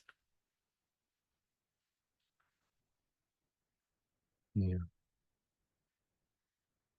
So someone's asking, with the three brains, Mhm. the sex chakra, is it the emotions? And I think if we break it down for you had said during Okay. this. So the sex chakra is the root brain, which is more your instinctive responses. And instinctive responses, we all do it. It's automatic behavior, automatic thinking. It's even like a bit of your personality is a little bit more the sex chakra than it is anything else. How we interact in social situations is more sex chakra than anything else. I always find that calling the sex chakra is a little bit misleading because it makes it seem like it's just about sex, but it's about lower instinctual responses. And so, we have automatic behavior, automatic thinking that's not good, but we also have automatic behavior and automatic thinking that's also very good, you know? And so we're when we're working out, we're constantly refining and upgrading our instinctive responses. And those instinctive responses are also tied to the materialization process or how we create in the physical world. So how we create situations, how we create a foundation in the workplace and relationships and our life. When I talk about um, like creating a life altar, part of that life altar is creating a foundation in your life. I mean, there's other components to the life altar, but part of it is what is going to be the foundation to my life? What are the things that are important? What are the things I'm trying to create? What are the things I'm trying to attract, right? What are the things I'm trying to bring into form? And so all of that is tied to the sex chakra. Then to the solar plexus is more of the emotional component, how things feel, you know, how things feel eventually turns into our emotional states. And so, or I had that backwards. Your emotions turn into like how you feel. And so the emotional component is the solar plexus itself. And then the brain is a little bit more of what you would call thinking, like any sort of critical thinking, repetitive thinking, learning from the past, things you've memorized, things you've been taught. All of this is tied more to the brain component rather than the solar plexus or the sex chakra. So all of them contribute. And, sometimes the brain might be more important. Sometimes it might be more the social interaction with the sex chakra. If you think about it, like think of somebody, like, I used to have these friends that were doctors and they were very mental, very, very mental. But you put them in social situations and not very good at handling themselves socially, because they were all brain and no like root brain. They didn't know how to interact very well. And I've seen people who are more emotional and still don't have that ability to socially interact. And I wouldn't say that that's my strong suit, but you know, social behaviors, you can learn them a little bit, but they are a little bit of an automatic thing. And so it's hard to teach that. It's something that you refine over a period of time. And so each one has its place, and sometimes it's a combination of all three, but definitely each one has its place. But left to our own devices, we tend to depend a little bit more on one than the other, you know. And so, yeah, we're trying to balance all three so that it becomes one big functional unit. Yeah. Thank you. Thank you for that.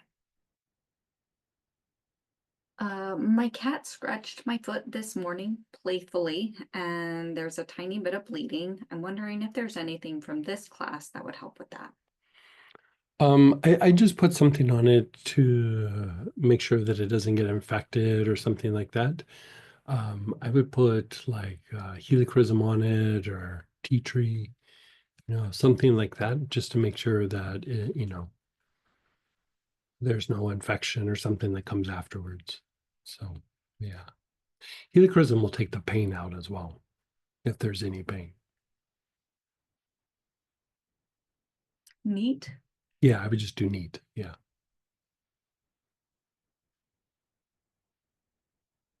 Thank you. Yeah.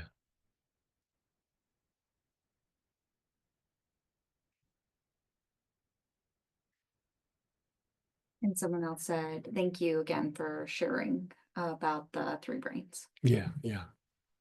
Three brains is fascinating. I mean, yeah, I depend on it a lot.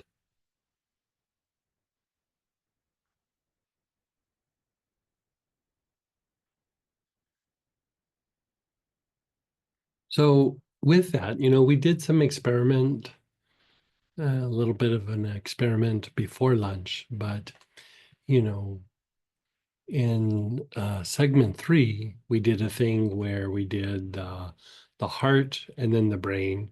And then here in 3 brains, we did the solar plexus and brain, right? The heart and the brain is stimulating parasympathetic activity or rest and repair, and is stimulating intuition. And the solar plexus and brain is strengthening the brain, diminishing brain fatigue, and strengthening and refining the intellect.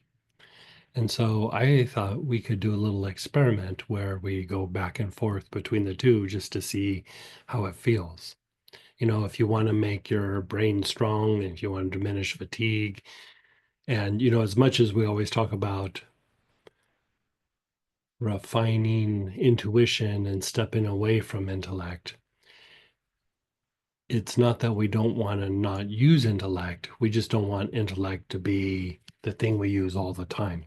And if you think about it from the point of view of your nervous system, part of what we're doing here is we're toning the sympathetic part of the nervous system, which is the activity system.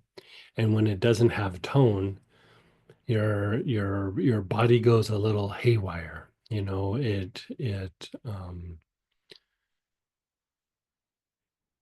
It just becomes chaotic.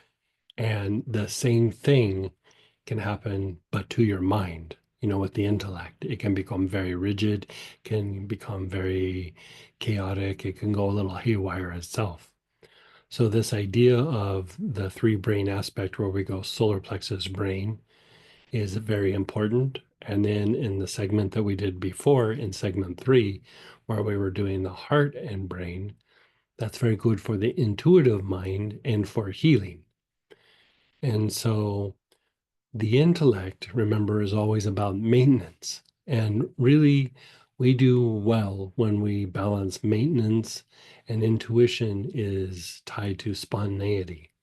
So we just like we were talking about, we do something for a while and then we withdraw. And then we do something for a while and we withdraw, right? You have a spontaneous experience and then you maintain it. You have a spontaneous experience and then you maintain it. If you're only in maintenance, you're just slowly degenerating. But when you have that spontaneous experience and then you integrate it, you're growing, you're evolving, you're adapting. So we want to have both experiences. And I've never presented this quite in a process. We will at some point, but I just thought we'd play with it. So whatever oil you were using for that process before lunch, the anise, the lemongrass, or the rosemary, pull that out. And then for segment 3, whatever oil you're using there, the aloes, geranium, ginger lily, pomarosa, rose was in the kit for purchase, and then or tuberose. Pull both of those oils out. An oil from segment 3 and an oil from segment 4.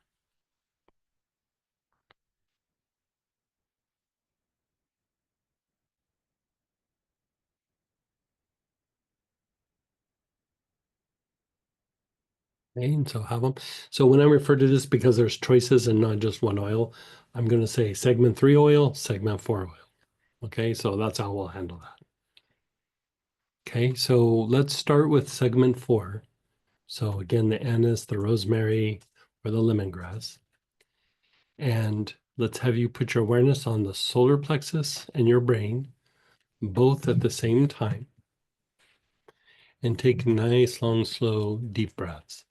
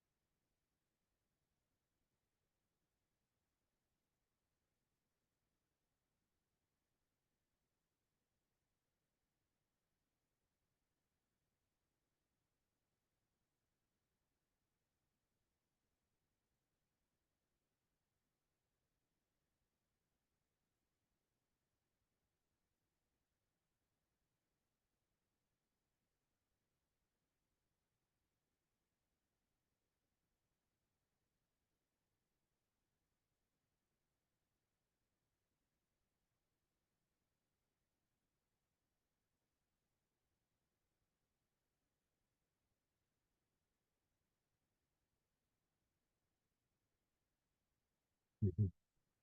Solar plexus and brain. Try to balance your awareness on the solar plexus and brain. Nice, long, slow, deep breaths.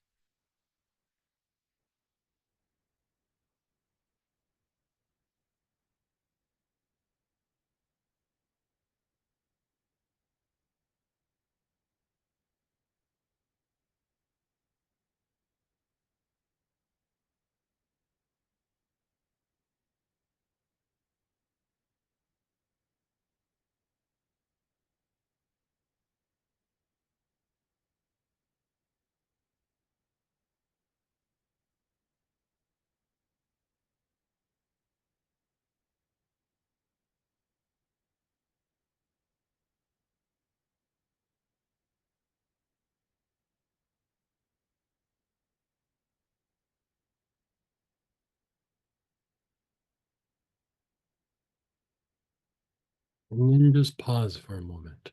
Keep that oil in your hand, but just pause for a moment.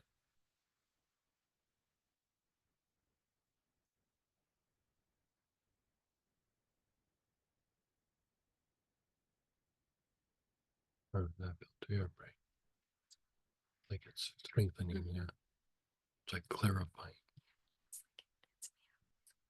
Hmm.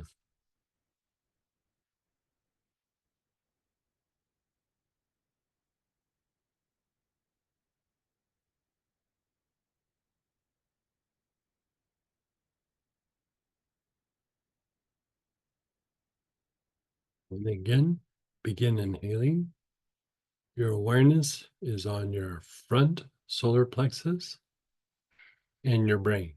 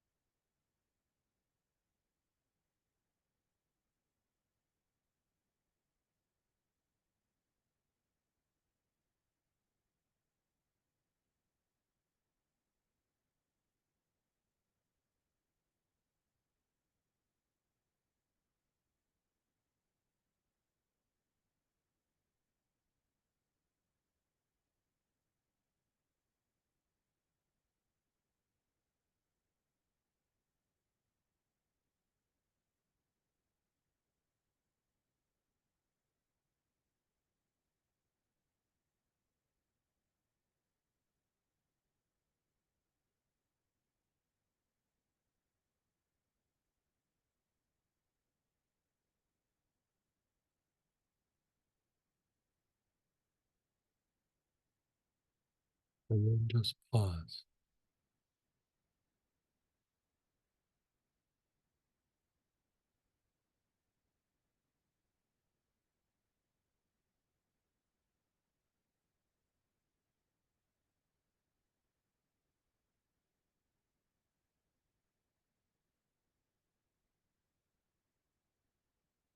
Okay, so now we're going to pull out an oil from segment 3.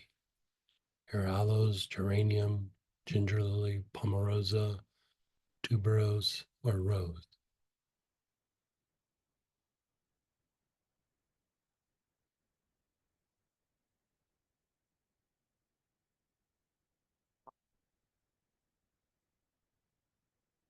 Whichever one you're using, your awareness is on your heart, your front heart, and your brain. Your heart and brain both at the same time.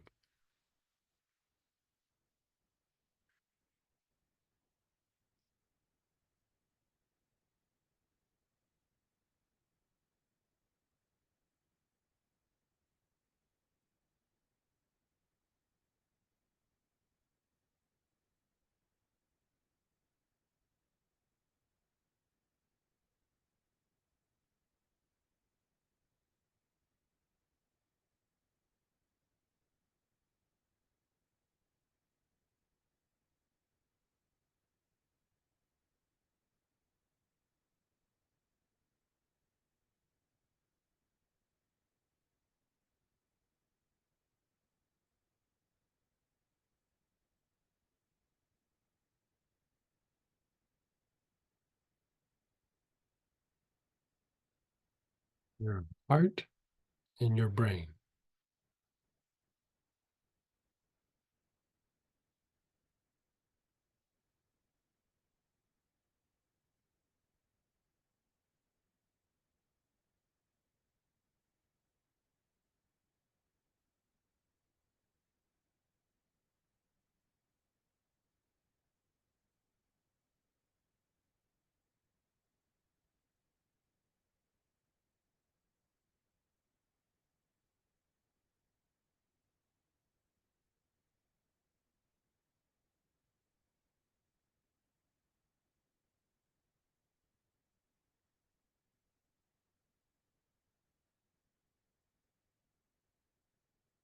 And then just pause.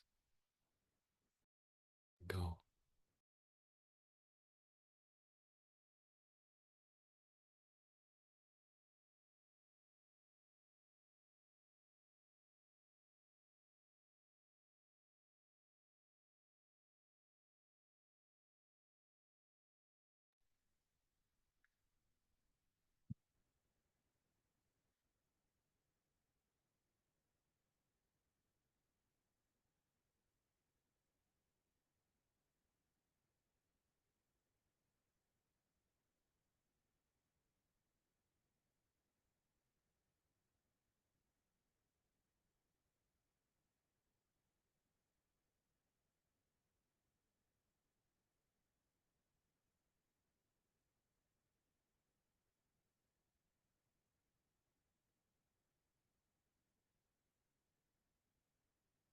You're just letting go.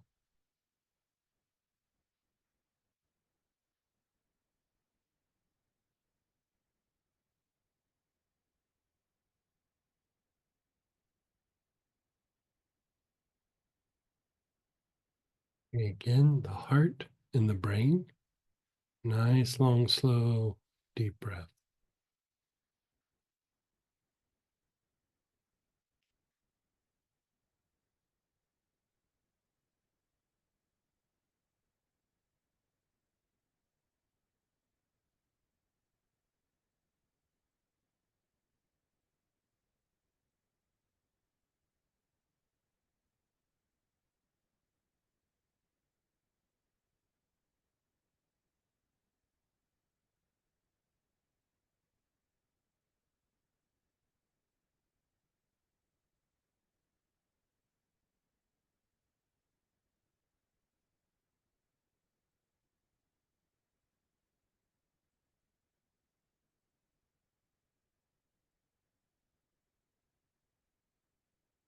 Front heart in your brain.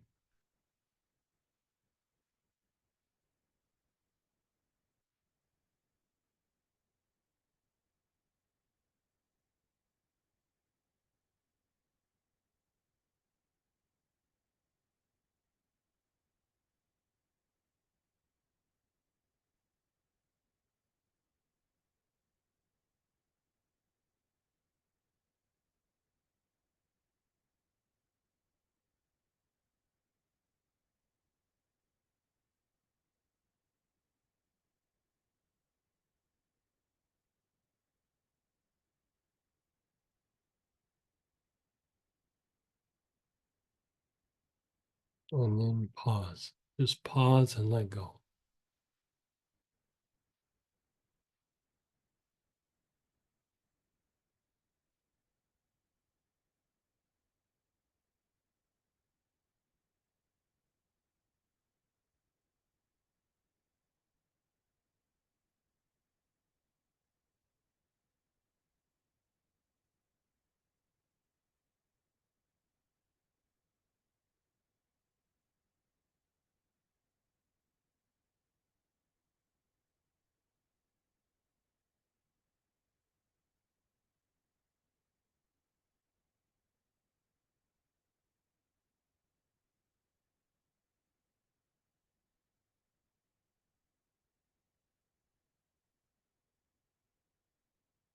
Now let's go back to segment 4. So you're going to choose from your anise, your lemongrass, or your rosemary. So you're picking one of those 3, whichever one you've been using. And now you're inhaling on the solar plexus and brain again.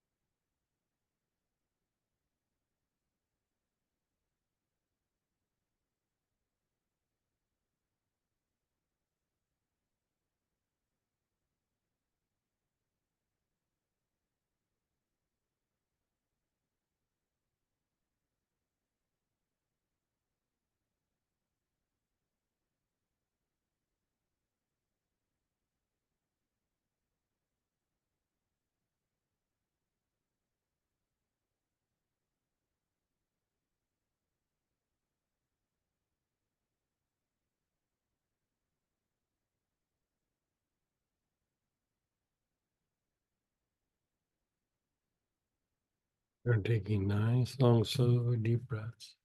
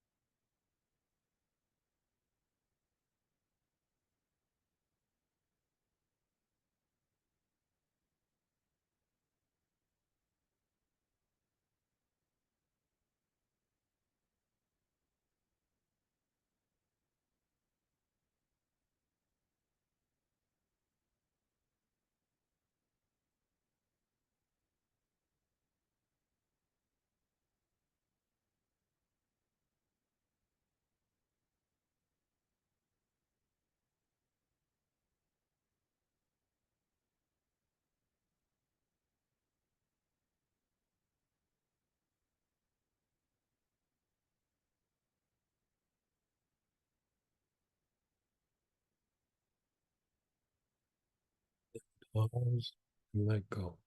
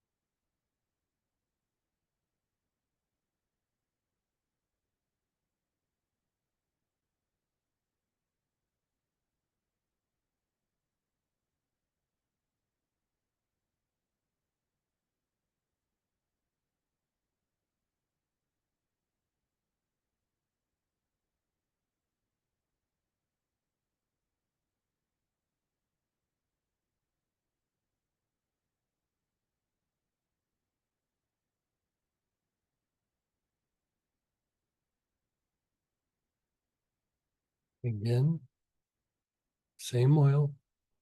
Inhaling, your awareness is on the solar plexus and brain, both at the same time.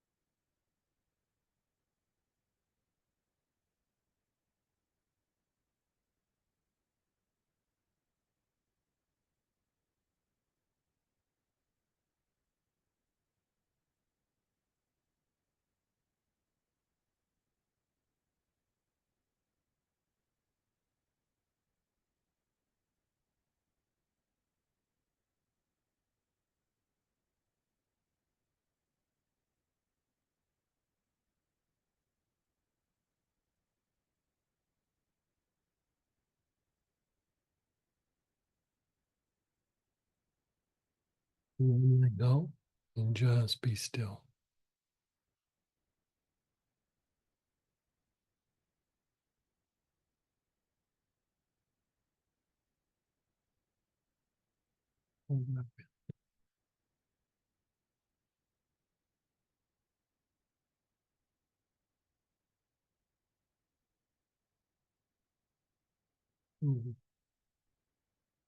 So again, go back to segment 3. You have your aloes, geranium, ginger lily, palmarosa, rose, tuberose.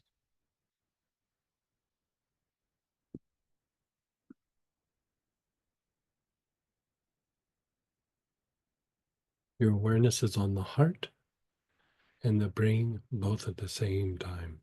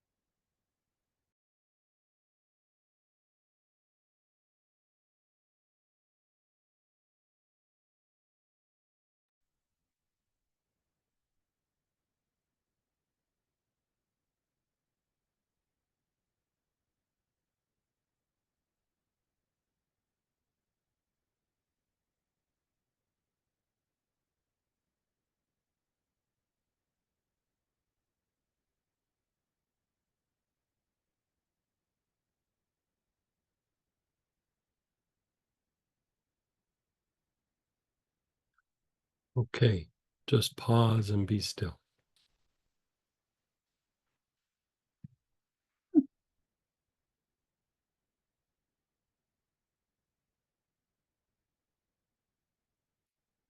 Okay, we're going to let that cook for a little bit. We're going to take a break and we'll come back and do a little bit more, and then we'll move on to the next segment. So we'll come back at 10 till.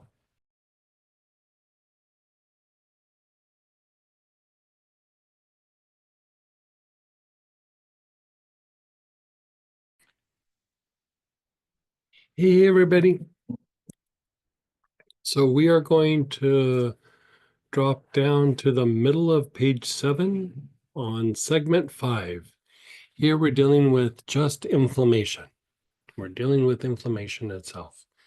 Now, there's all kinds of body tonics that we can use for dealing with inflammation, topical ointments and things like this, but this is looking at inflammation as we can work it with a process like this. And so there's a big list of oils that you can use here. You have black cumin, blue cypress, Cape chamomile, dark blue tansy, Eucalyptus citrodora, frankincense, German chamomile, ginger, gurgeon balsam, helichrysum, lemon verbena, melissa, milfoil, myrrh, and yarrow. Blends would be blue healer, chamomile complex, inflammand, and pain relief inflammatory. So the out of the body tonics, kind of the real common one that we do is the blue healer body tonic. If you wanted to step up that game, you would put Eucalyptus citrodora on the body, let it dry, and then apply the blue healer over the top of that. And that would greatly reduce inflammation. Eucalyptus citrodora is something that is used for like tendonitis and arthritic conditions, but it's a good general anti-inflammatory, and it's something that even can be used for like cold sores and things like that. So, I was reflecting on it. It's like, oh, it's such a good oil, and I so underutilize that it's nice because it's also very inexpensive. You could really go crazy with it. And so anything that has a little bit of a lemon scent to it usually has some level or degree of an anti-inflammatory effect, but Eucalyptus citrodora out of all of them.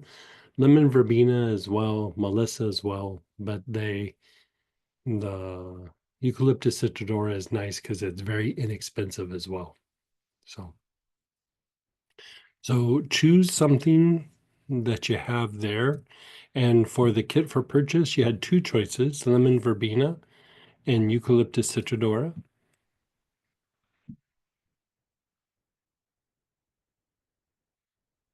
So choose which one you're going to use and begin inhaling, and your awareness is on your lungs.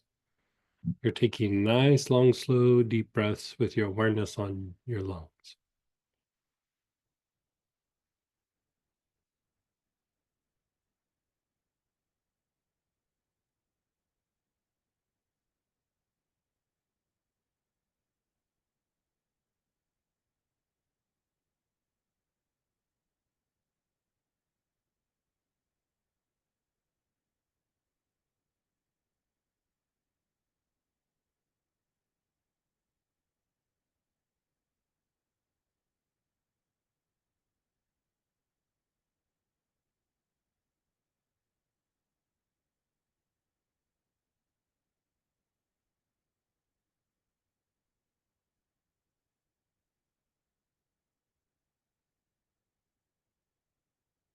Mm.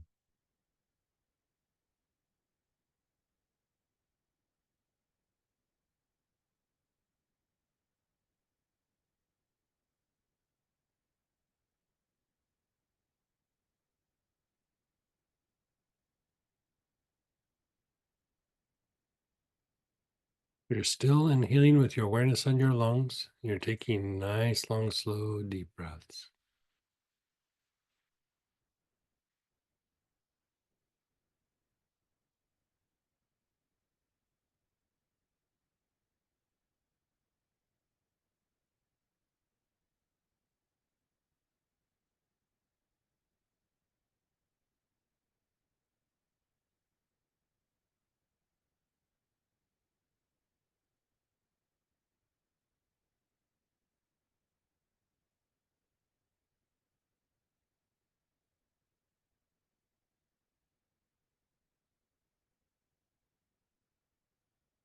And then just pause and be still.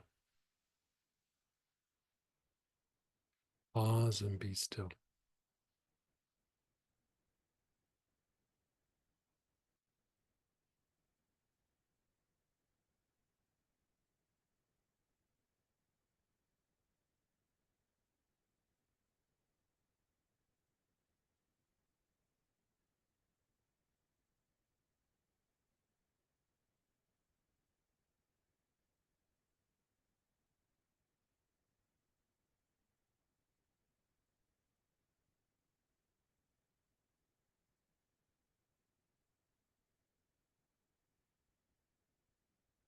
You're doing the same oil again.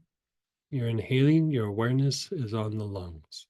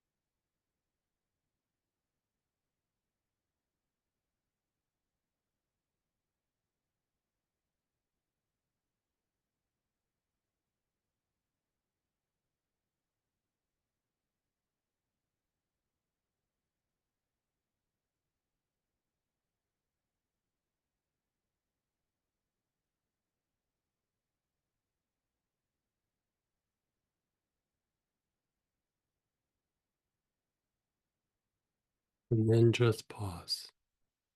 Just pause.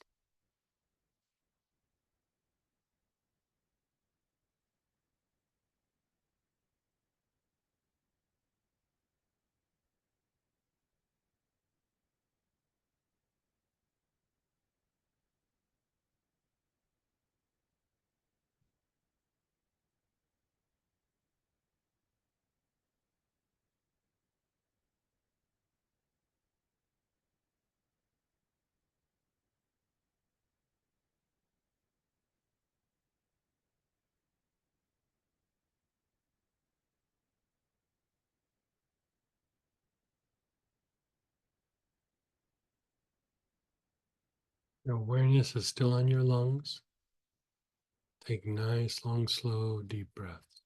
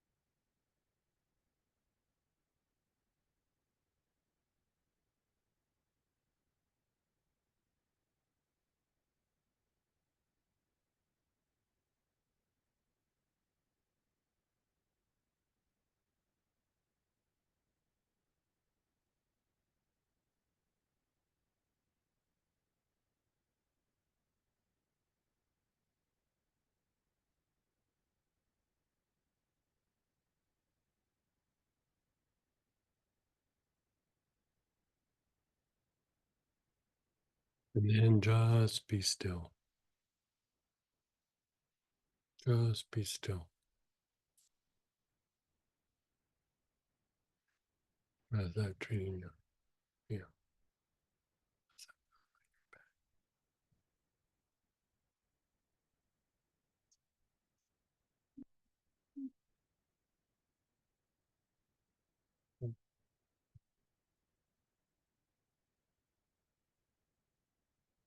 You try to use it, Melissa? No, keep it sitting.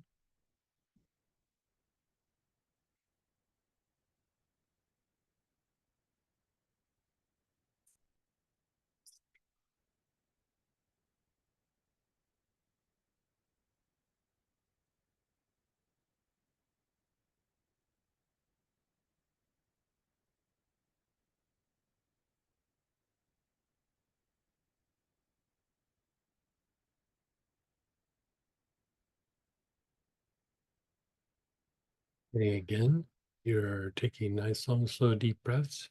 Your awareness is on the lungs.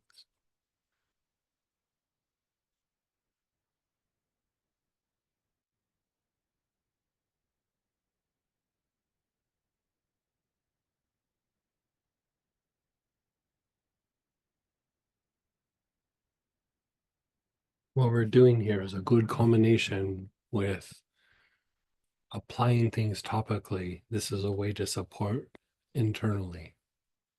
Take things internally, apply it topically. This is a good breathing process for inflammation.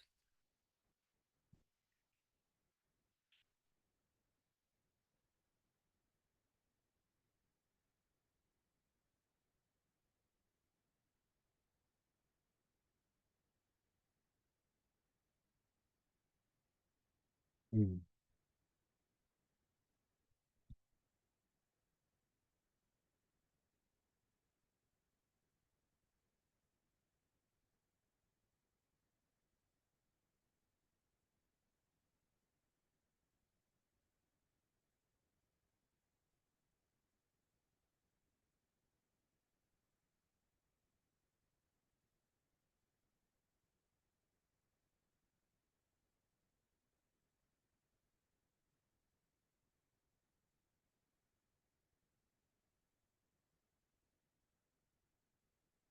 Nice, long, slow, deep breaths.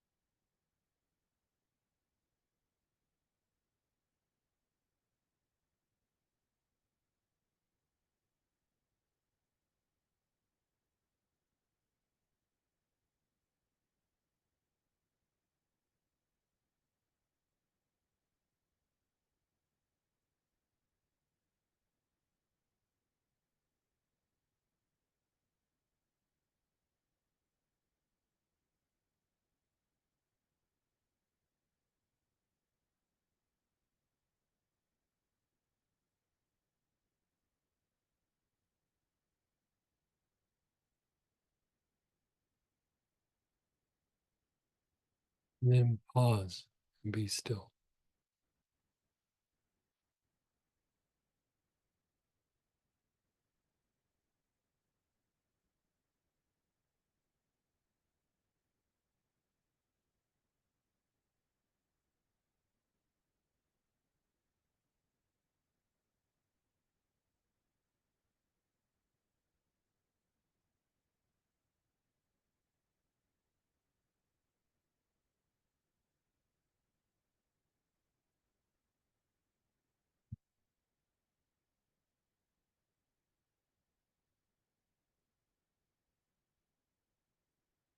Now let's use the same oil. So let's go to application B.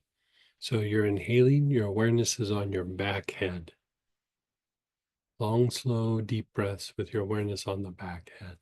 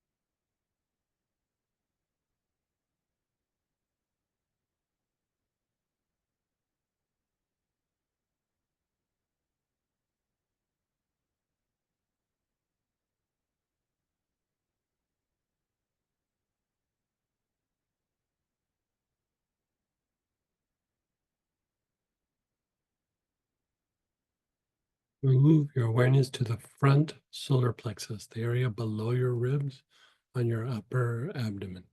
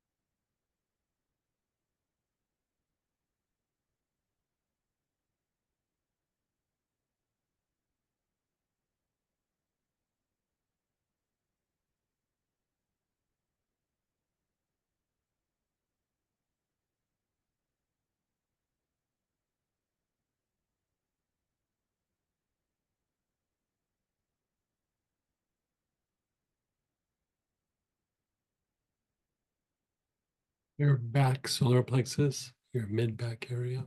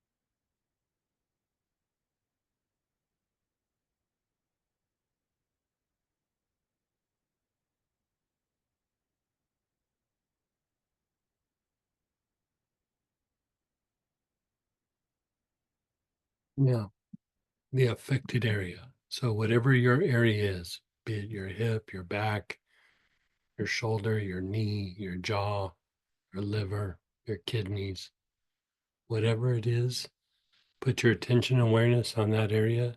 Take nice, long, slow, deep breaths.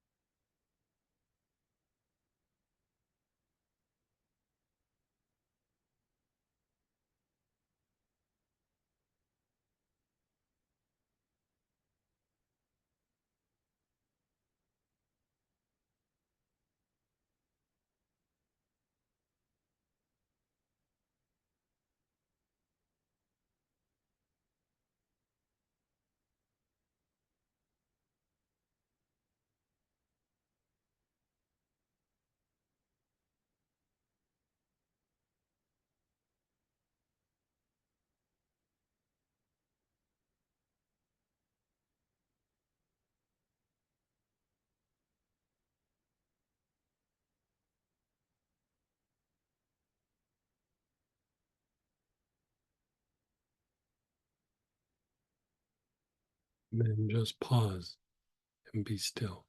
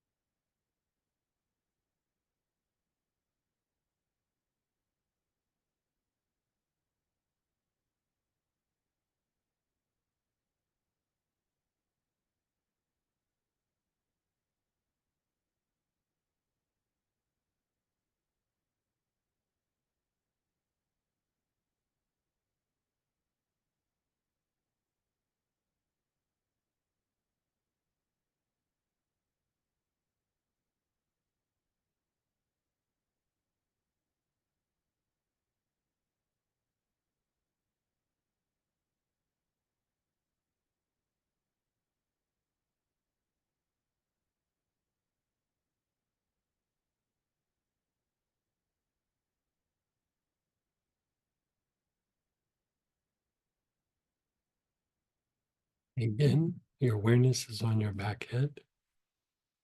Start taking nice, long, slow, deep breaths.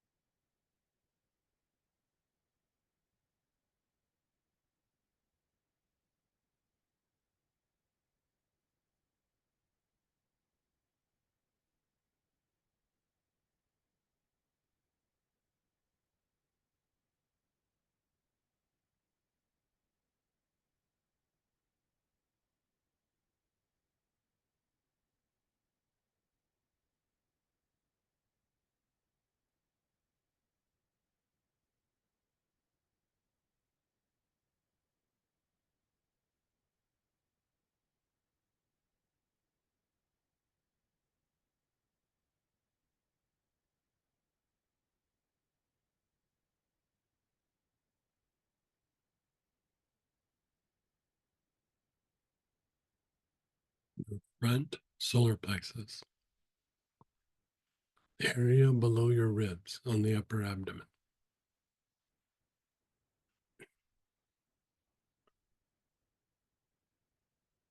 Nice, long, slow, deep breaths.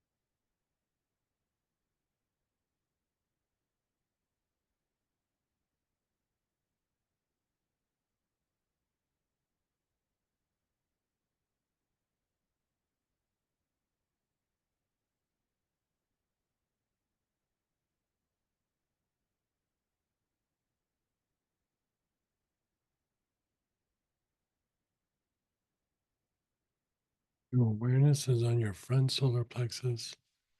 Nice, long, slow, deep breaths.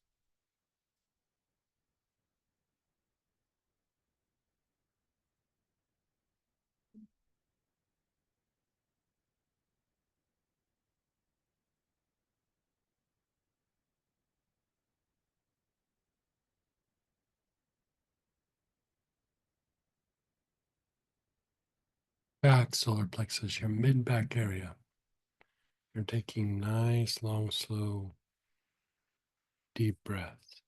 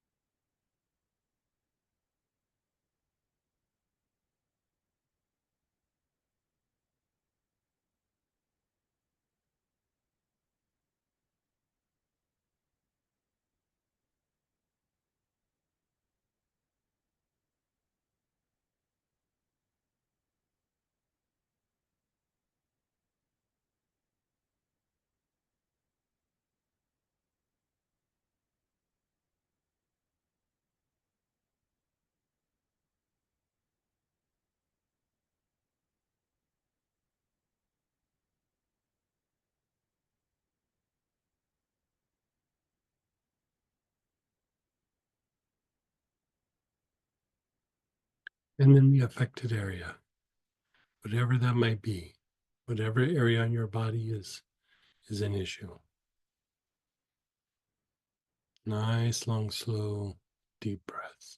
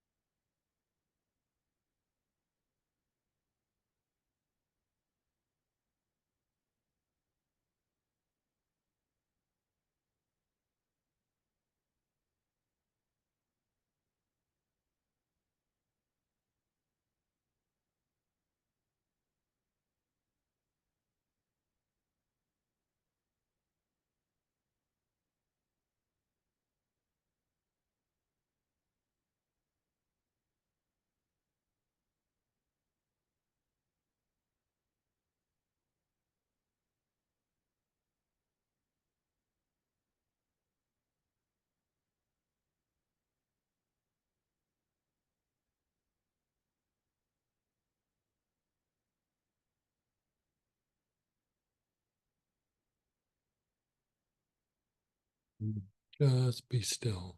Just be still.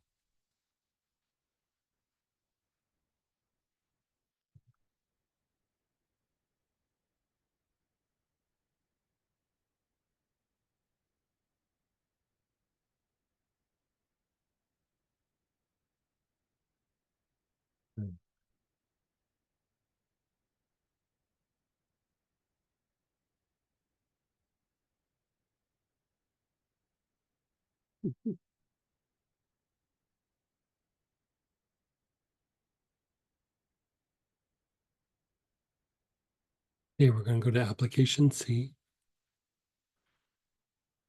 And again, this is for inflammation, but you're also doing things to balance out the nervous system as well. Balance out's not the right word. You could almost say you're treating the contributing factors to the two different aspects of the involuntary part of the nervous system. That's a better way of saying it. Okay, so same oil. Your awareness is on the front heart. Nice, long, slow, deep breaths with your awareness on the front heart.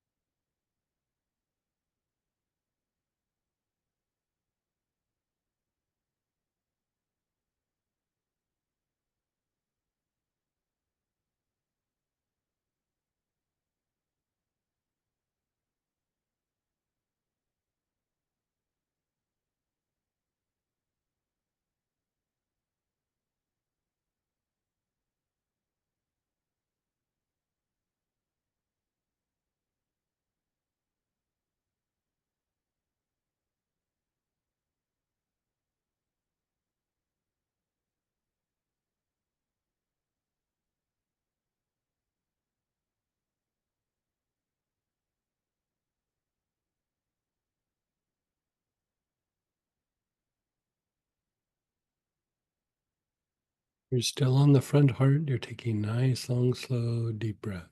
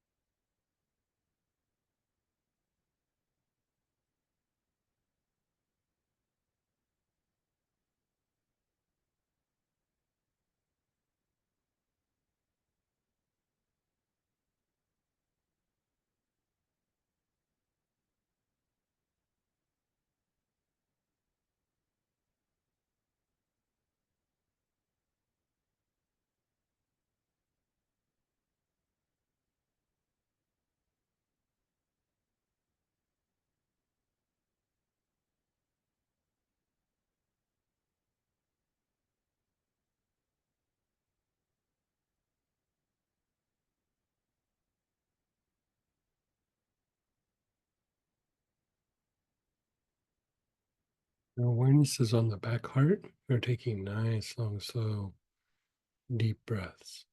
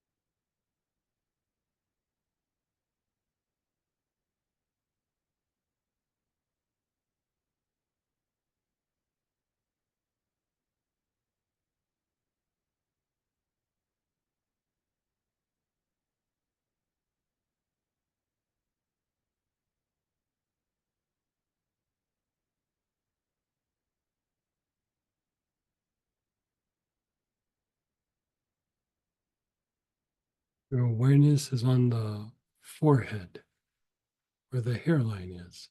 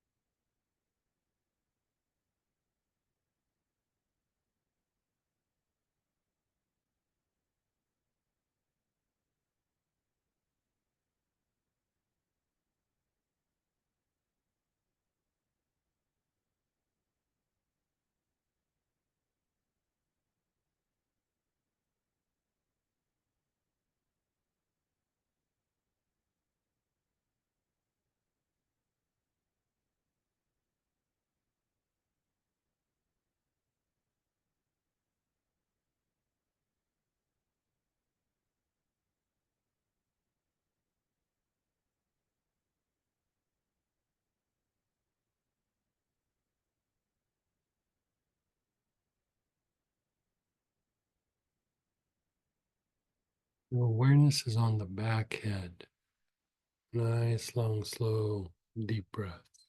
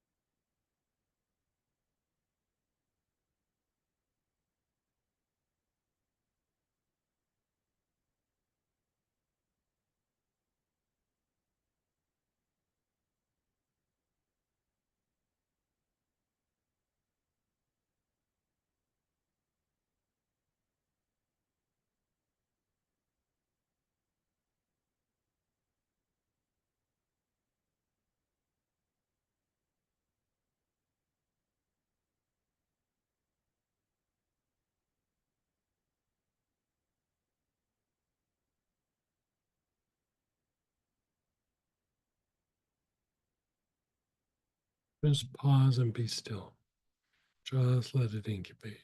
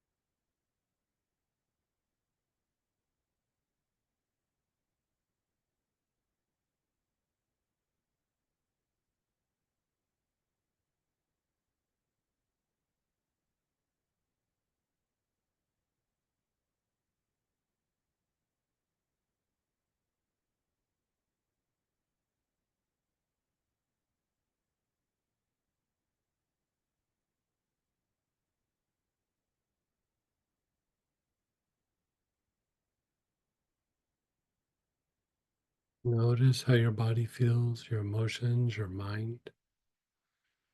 You're going deeper in a state of regeneration, which is helping to reduce inflammation in your body.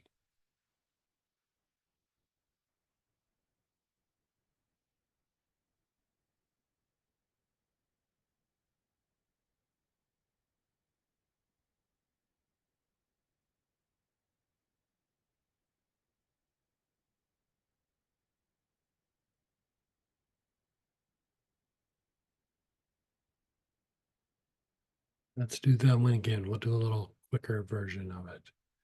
Front heart, you're taking nice, long, slow, deep breaths.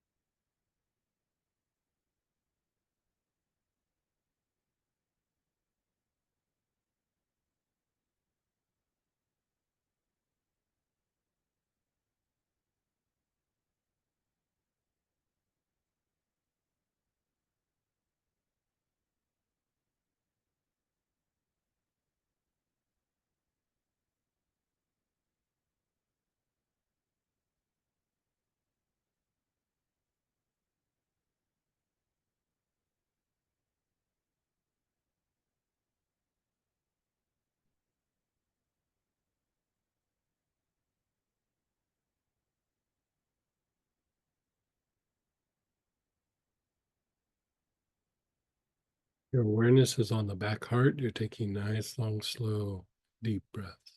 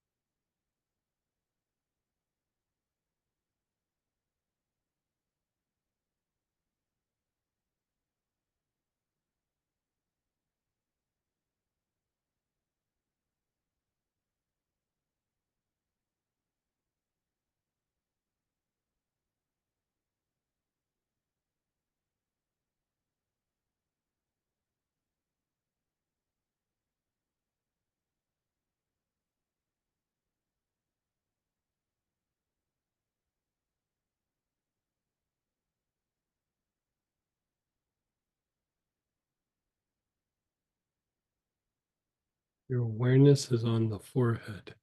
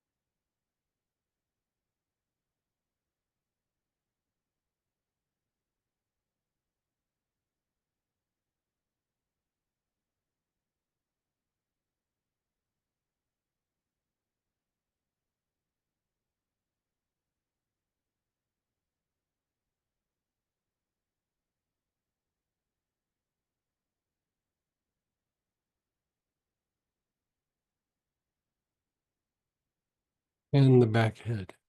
Your awareness is on the back head.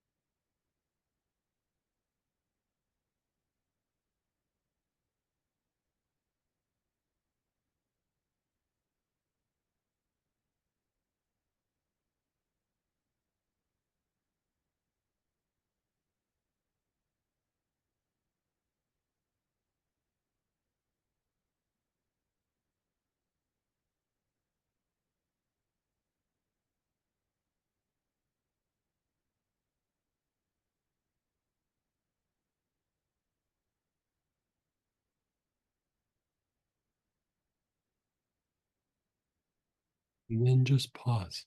Pause and be still.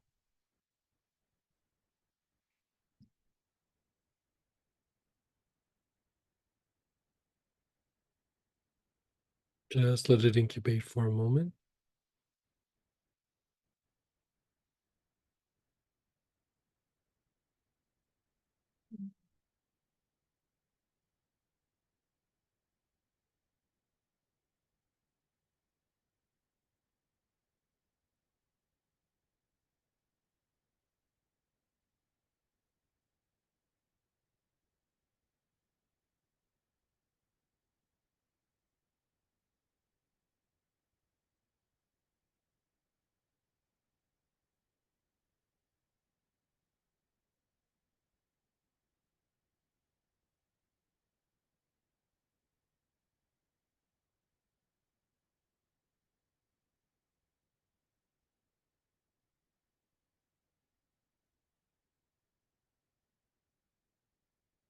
Your awareness is on your back head. Nice, long, slow, deep breaths. Your awareness is on your back head.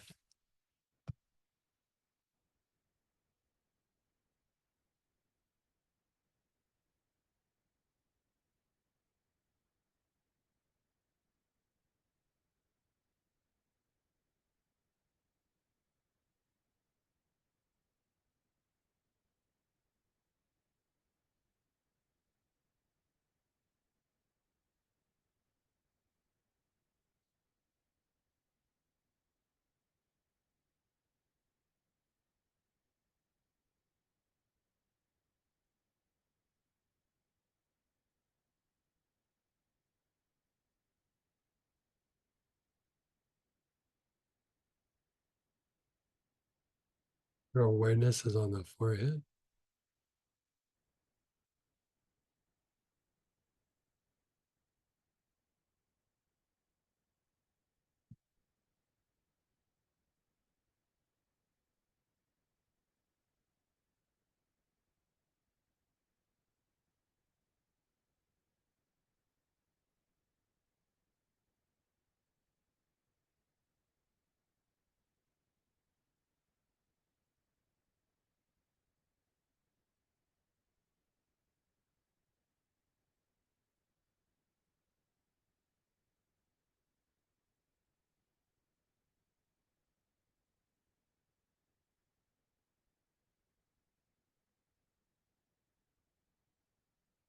Back heart.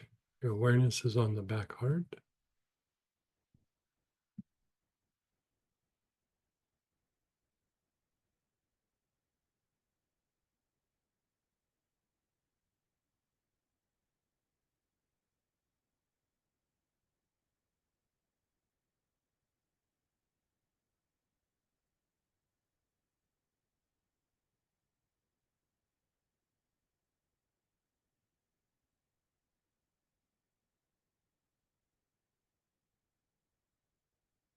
Good, try the chart.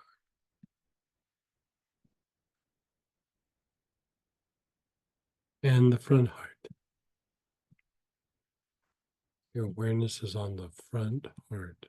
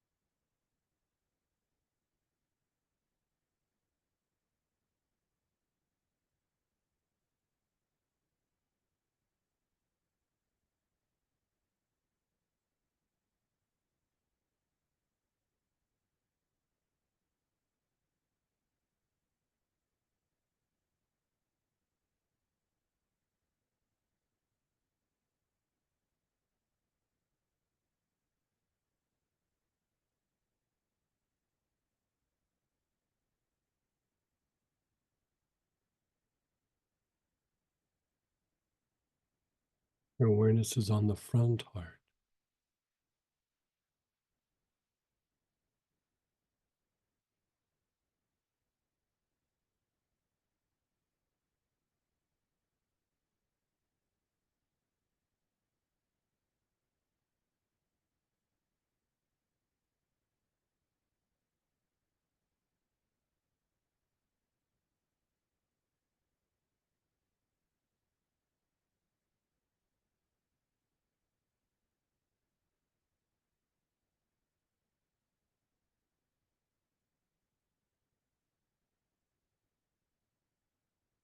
Just be still, be aware.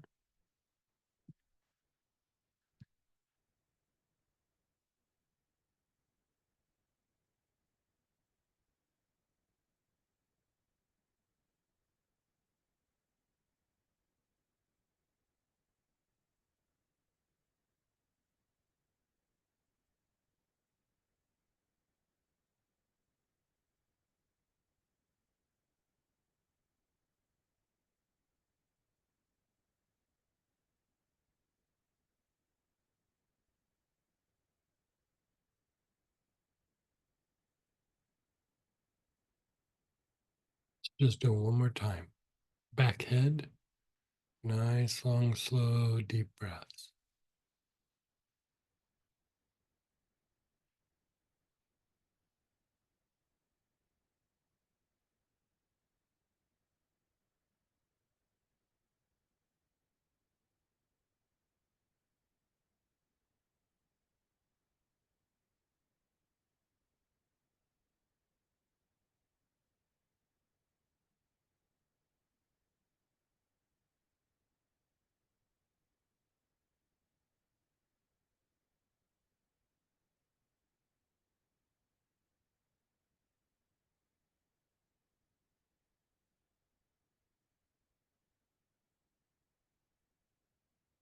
The forehead.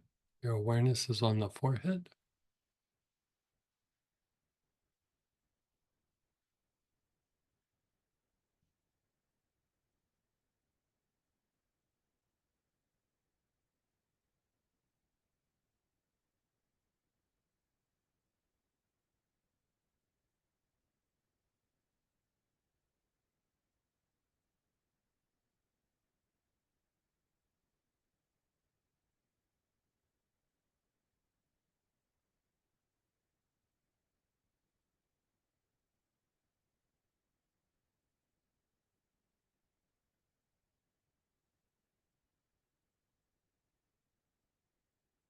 Back heart.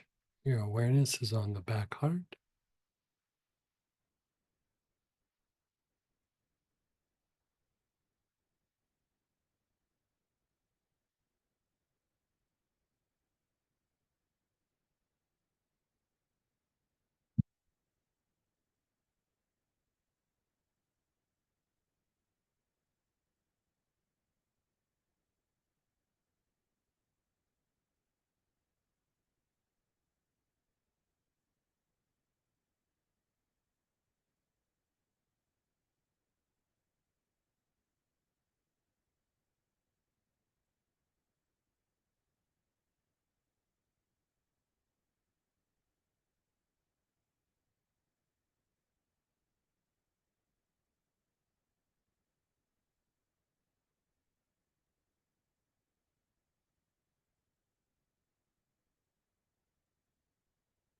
And the front heart.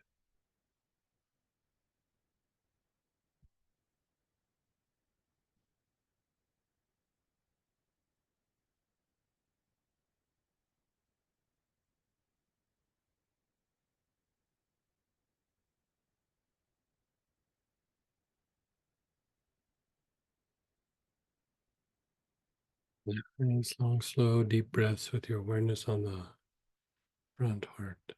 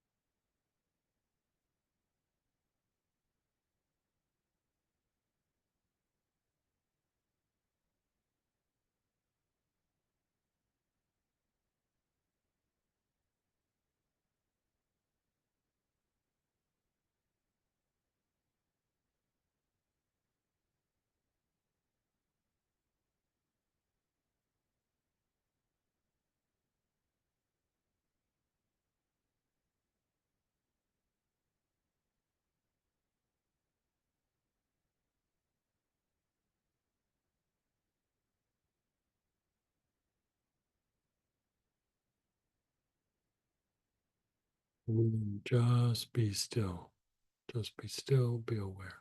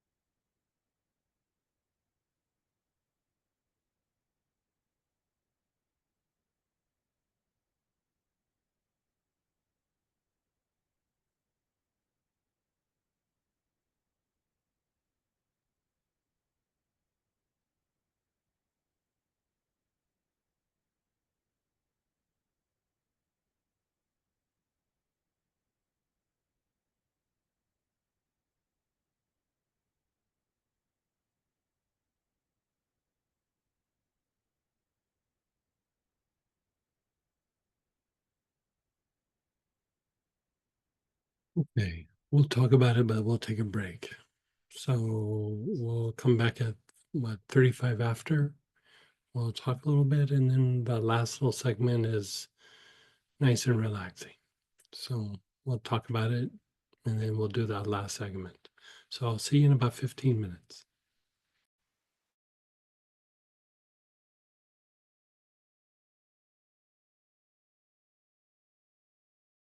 Hey, everybody, let's come on back. I hope you had a good session there, a good segment. Now, things that you can do on a standalone or to amplify this, Sylvester pine added to the wrist, especially when the body's achy or you have an achy joint, something like that.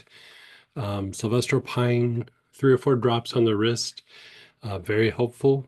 Eucalyptus citradora applied to the body. You could just do it neat. Like if you have an area that gets inflamed or you're trying to reduce inflammation in the body in general. In general, I would put it on torso. If you're trying to reduce inflammation in a particular area, I would put it on that spot. And then you can even follow it with the Blue Healer Body Tonic, or you can put the Blue Healer Body Tonic on the body in your affected areas. If you're just trying to reduce inflammation overall, then do it from the neck down. Yeah. But let's go ahead and share experiences, ask questions, unmute yourself, type in. Let's go ahead and process that.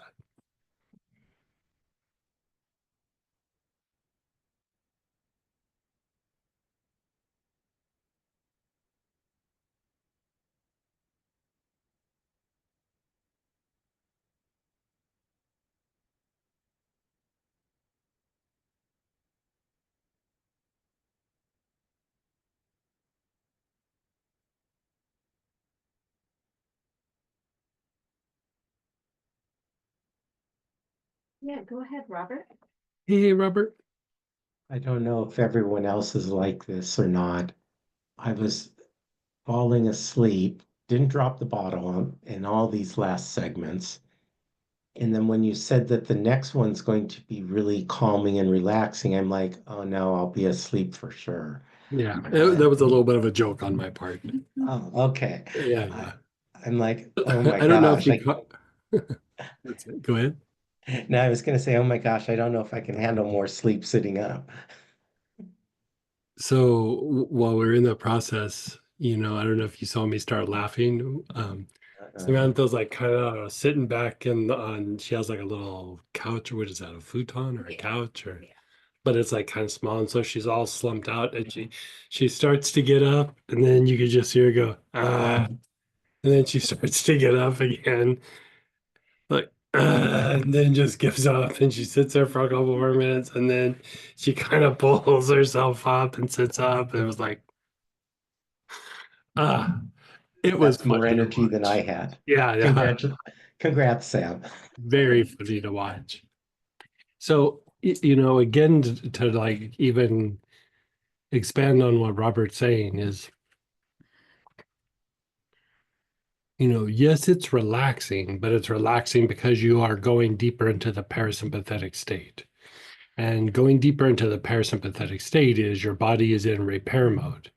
And how you shift out of an inflammatory state, the inflammatory state is associated with the sympathetic part of the nervous system, right? And what prolongs inflammation is that you're still in, fight, flight, or sympathetic activity.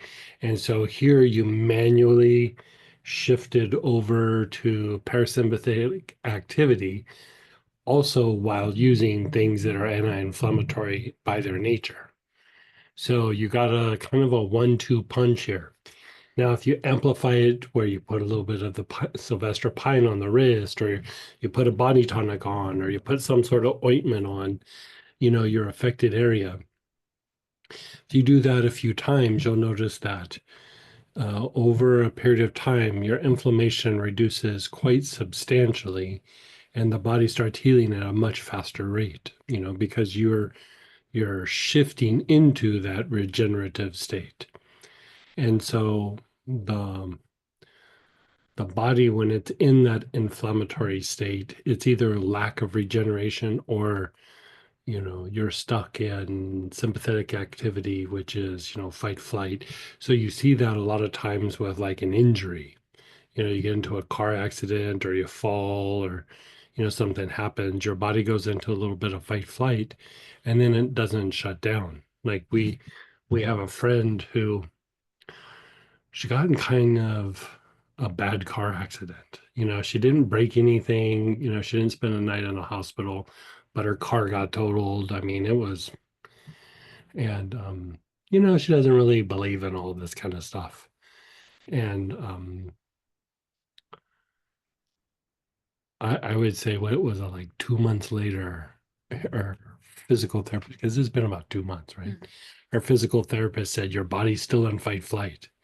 And so she's still achy. She still has issues with like her neck and her shoulders, and she just feels crappy, and she's not sleeping very well, and she's kind of tired and run down. And one of the things that they're trying to shoot for is not just unwinding the injury sites, but the thing they keep saying is like your body's still in fight flight, which is what we are calling like the state of the body. But sometimes it's hard with orthodox medicine to get your body out of that. In the old days, they would use different kind of medications that they use now, and sometimes that was the way to do it. But they don't take that approach anymore. It's been like 25 years since they've used that approach, and so if you can get your body into that really deep restful mode, just that will start reducing inflammation. But if you're using things that are also anti-inflammatory, it's a nice 1-2 punch to the degeneration that's happening in the body. And even when you look at like Eucalyptus citrodora, lemon verbena, melissa, I would even throw lemongrass in there, and there's a couple other things, Litsea cubeba, things that have a little bit of a lemony scent. I mean, part of one of the things that they do is they do relax the body, and they can even be used for anxiety. Even lemon by itself can pull the body out of excessive fight flight or excessive sympathetic nervous system activity. It's just that it's really slow.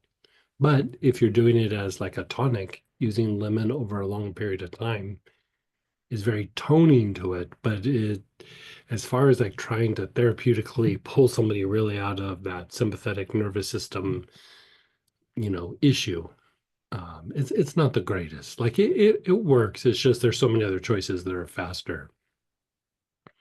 I'm kind of rediscovering Eucalyptus citrodora.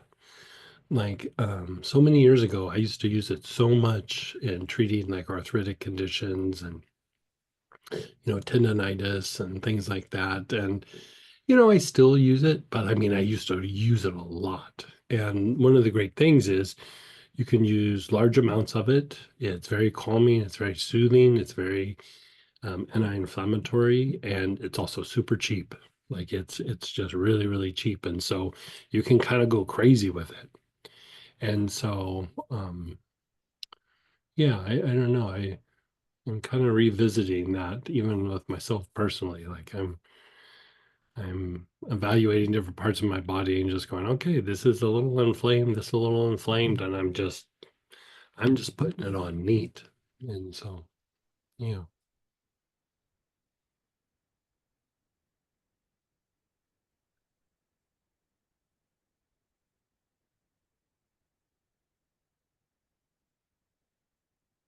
And then we also have a question, what's in blue healer? Let's look it up. You would think I would have that one memorized, but I don't.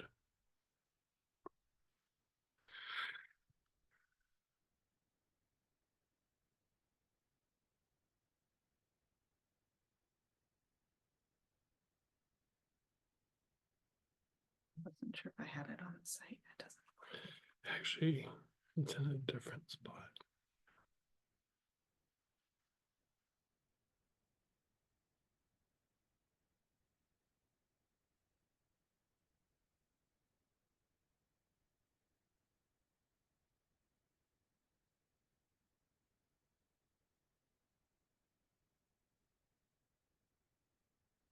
So it is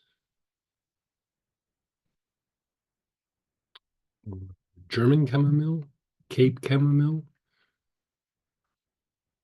dark blue tansy, yarrow, helichrysum, blue cypress, vetiver, sage, lemongrass, and kava kava.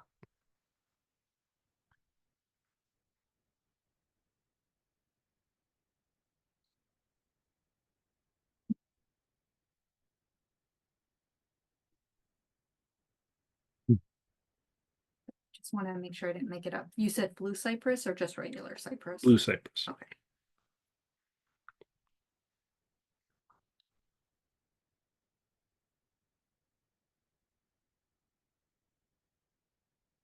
Yeah, I think you just keep relaxing people, Greg. Just keep going. Okay, so this next part has to do with, here I said frequency, but you're working with an angel or you're working with rose. So you could use either one. And the tincture that's in the Pafer kit is Malunga or Malungu. And that's really great for stimulating parasympathetic activity, intuition, and working with angels. And again, a dropper full or 2 dropper fulls at a time works really, really well. It's very relaxing. Like if you're having a lot of repetitive thoughts, for me, this is the antidote. Like it just pulls me right out of that. Sorry, I don't mean to interrupt. Could we use Malungu for any angel work or more? Yeah, you could use it. specifically- No, you could use it for any angel work. Yeah, any angel work. Anytime you want to shift into intuition. Sometimes I even use it like as I'm getting ready to go to bed because you know how like you're busy and your mind is going a million miles an hour and then you're like, okay, I gotta go to bed. Sometimes I have a hard time shutting it off, you know. I'm better at it than I used to be. But if I take Malunga, it's like the thoughts just leave my head. Yeah.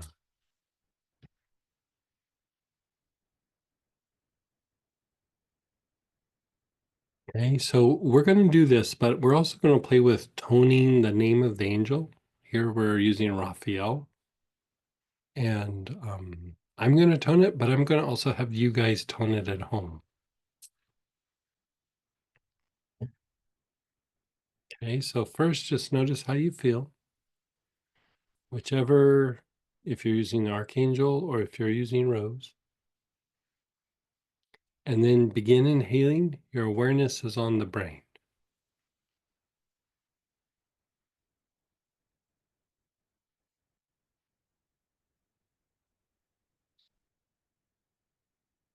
Nice, long, slow, deep breaths with your awareness on the brain.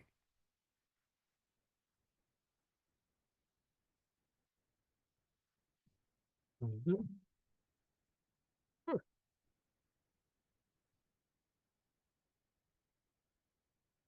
Mm. Thanks.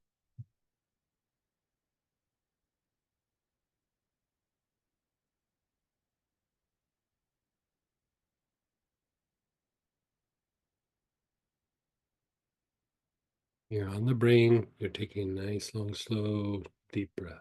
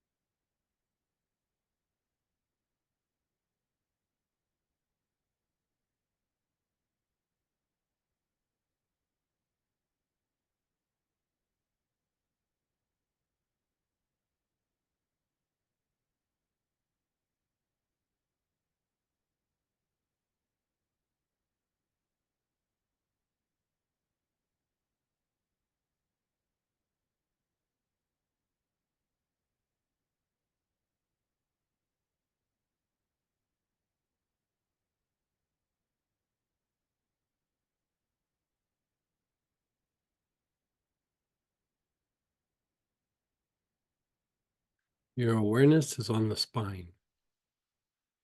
Nice, long, slow, deep breaths with your awareness on the spine.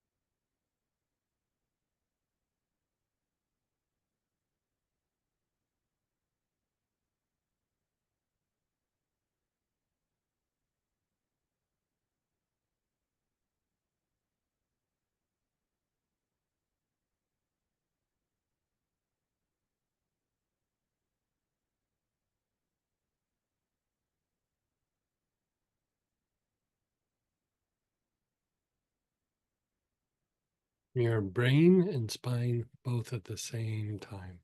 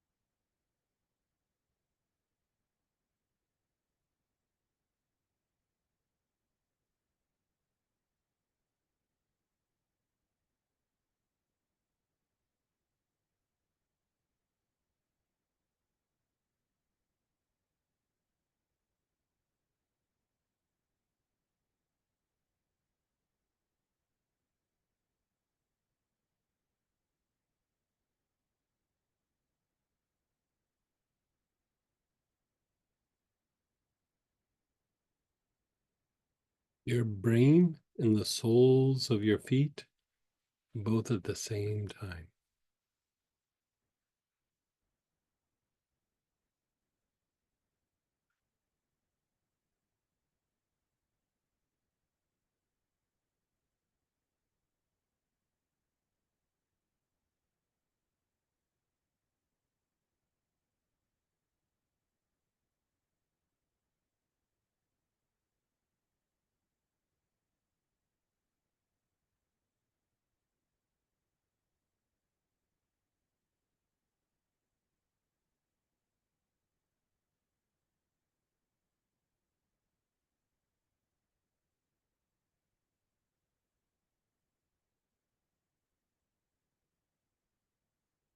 Now, as you're inhaling, move your awareness up above the ankle a little bit. As you exhale, move your awareness down into the earth.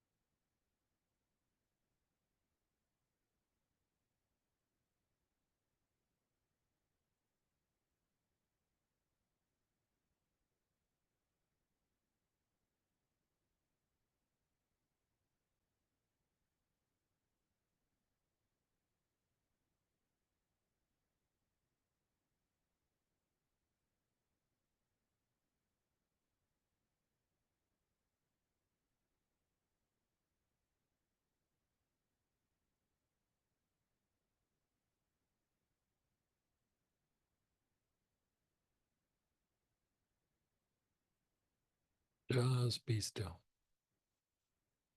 Just be still.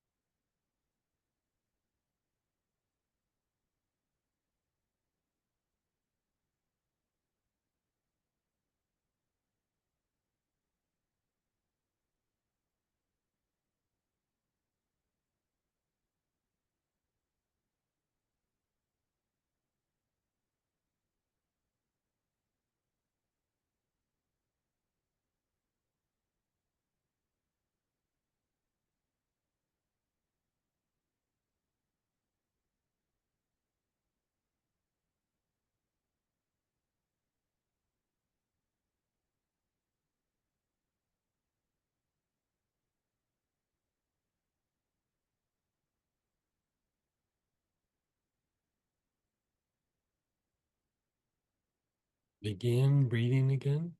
Your awareness is on the soles of your feet. Nice, long, slow, deep breaths with your awareness on the soles.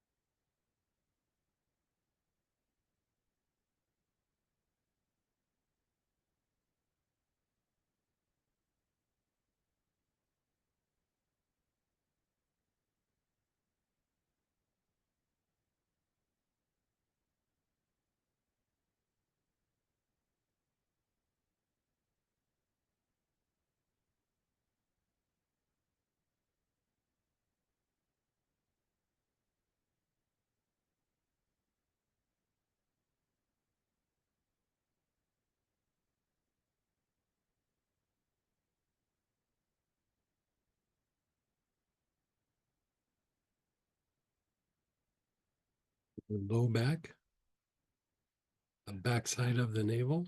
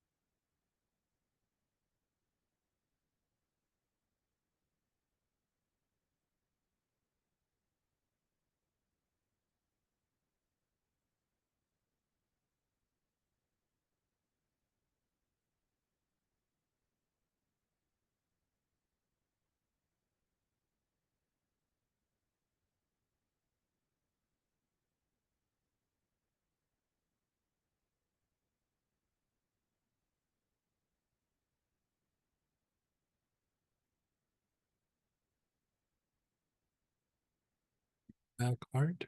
Your awareness is on the back heart.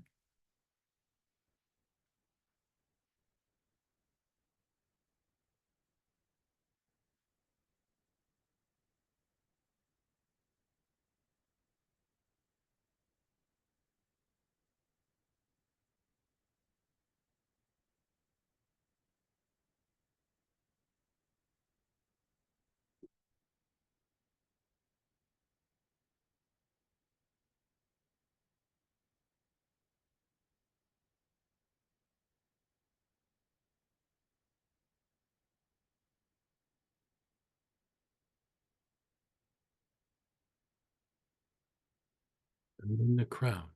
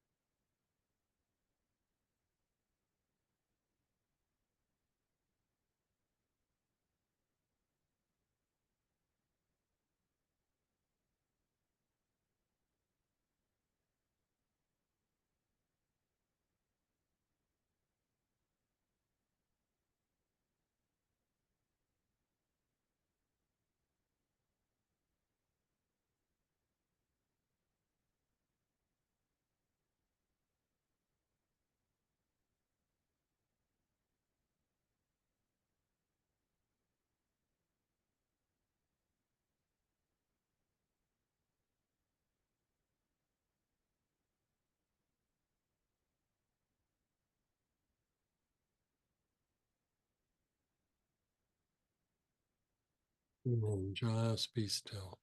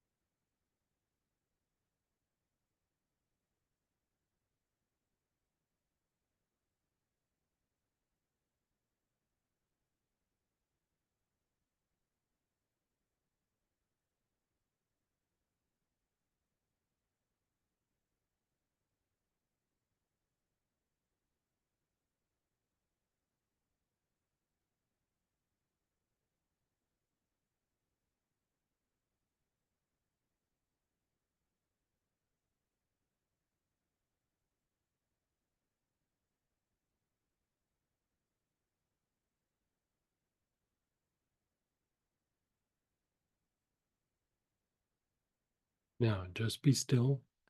And first, I'm going to tone Raphael and just see how it feels. Now, you're using the name Raphael like a mantra. You divide it up into syllables. So I'm going to say Ra, and then Fa, and then El. Right? So just notice how this feels. Keep your eyes closed. You're not inhaling, you're just letting go. Roll.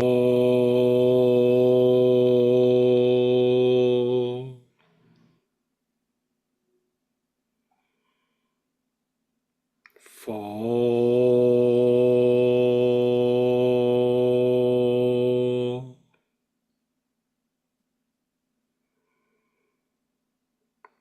Ill.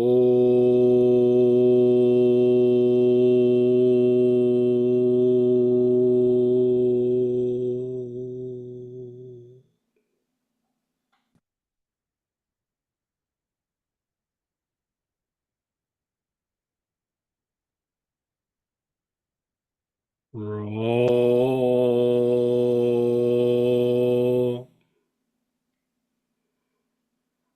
Fall.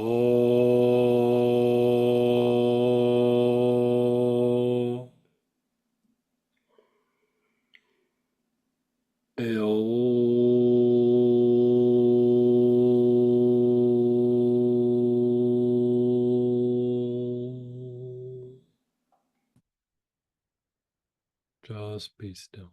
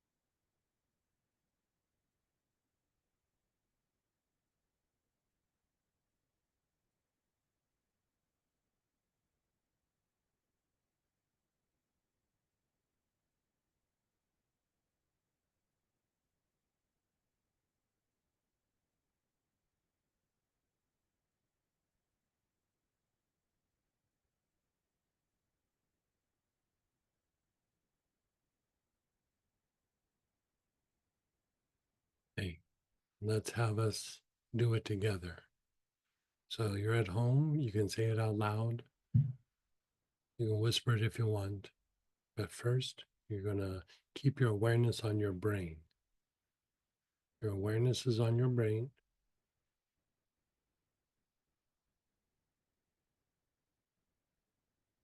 And with your awareness on your brain, first go raw.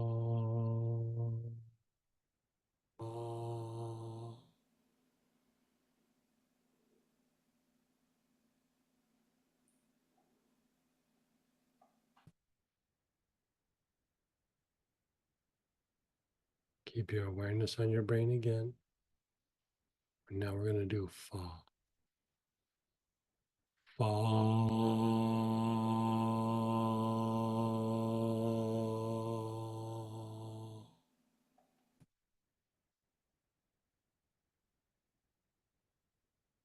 Now the last part, the L part, the EL, that is the aspect of God in the heart chakra, right? So you're invoking an aspect of God associated with mercy and loving kindness.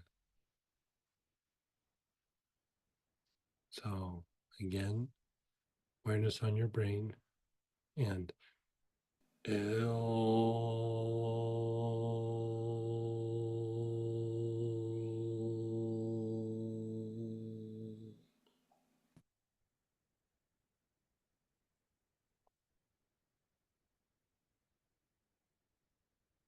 let's do it all over. Ready? Raw is the first part. So together. Raw.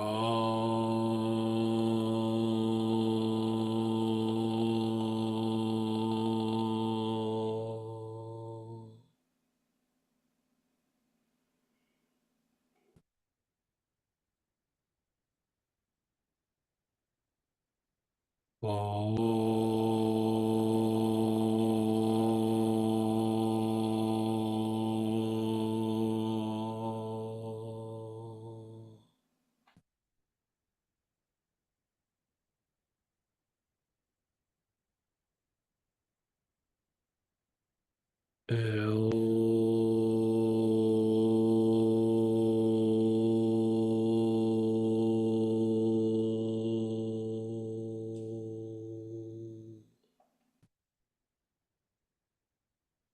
Just be still and just let go of everything.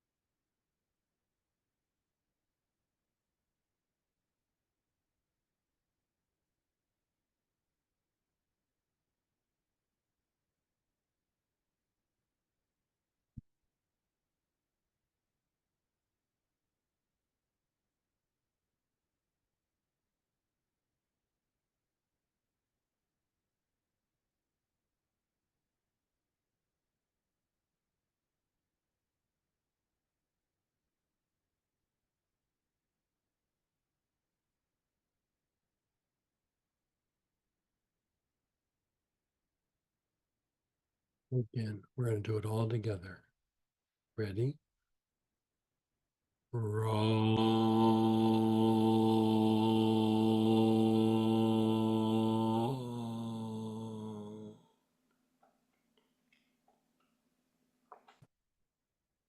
Awareness is still in your brain. Fall.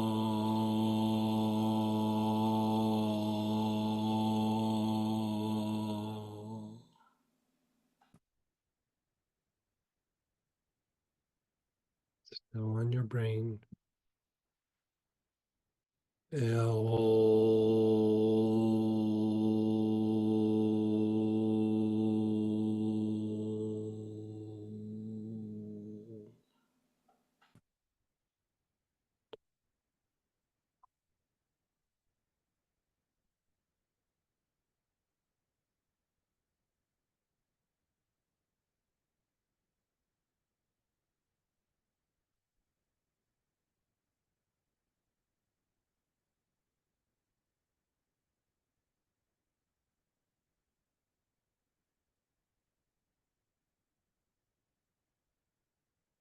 Now, whatever essential oil you were using, Raphael or Rose, begin inhaling. Your awareness is on the brain.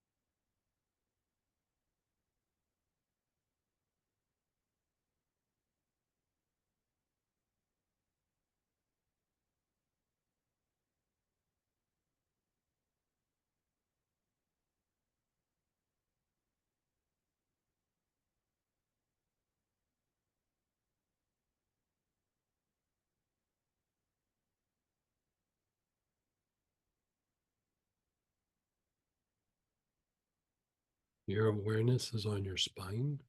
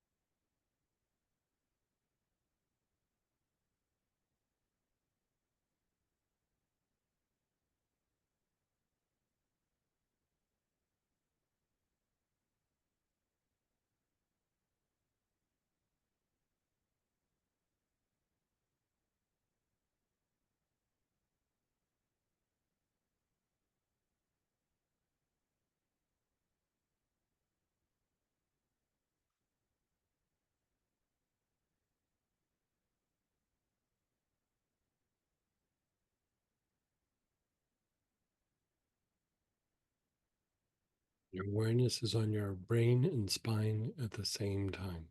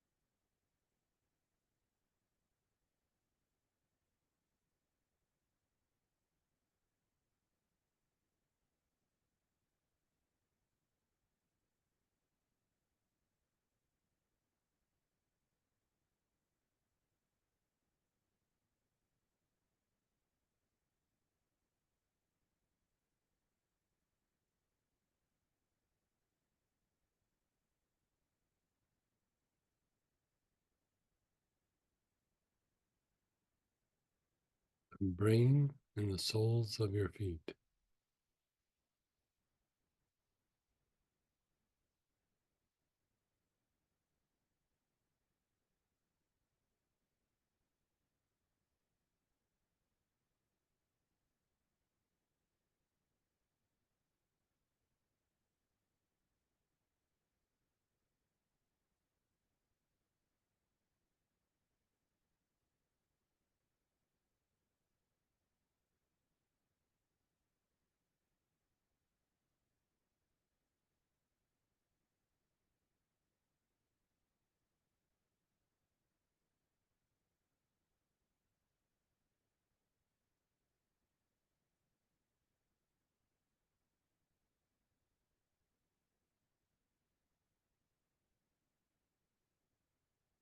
And then just let go.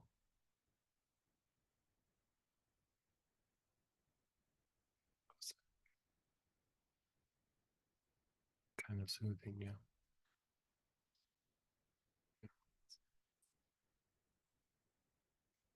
Mm. Your awareness is on the soles of your feet. Nice, long, slow, deep breaths.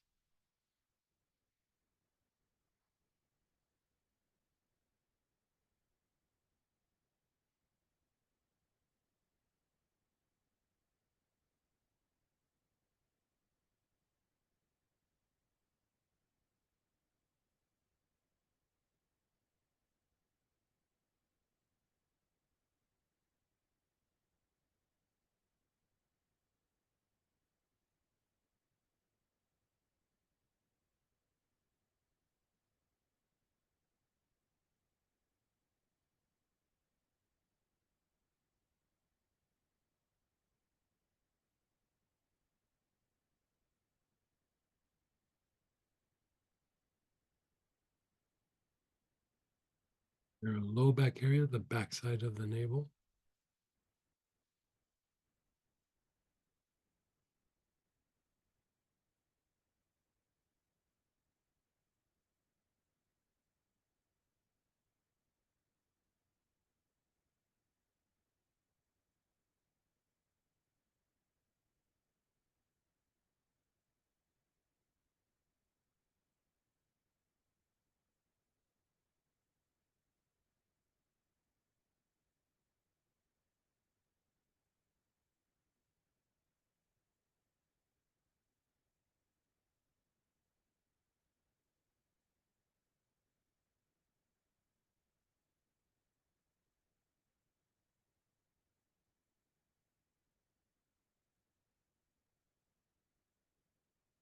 Back heart, the area between the shoulder blades.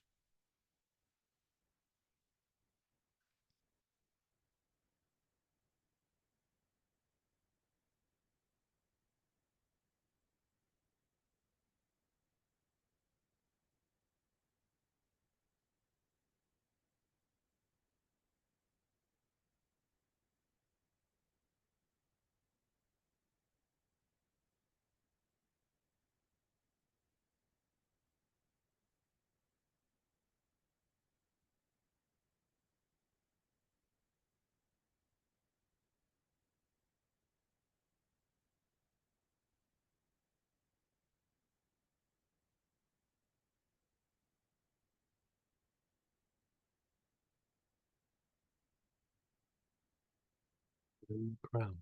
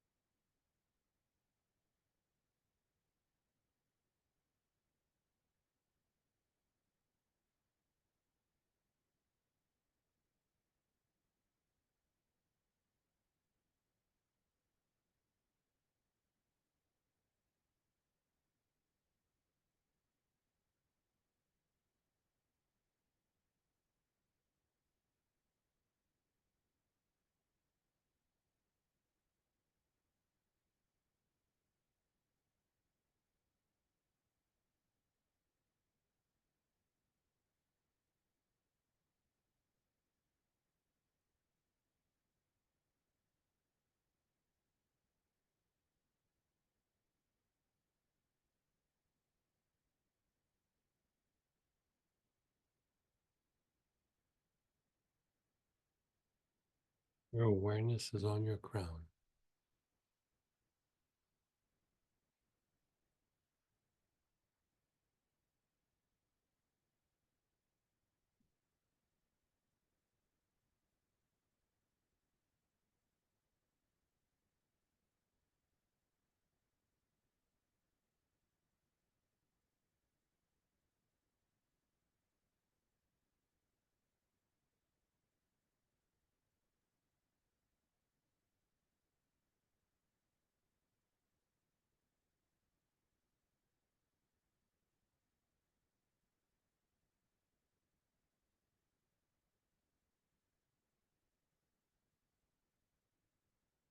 Just pause and be still.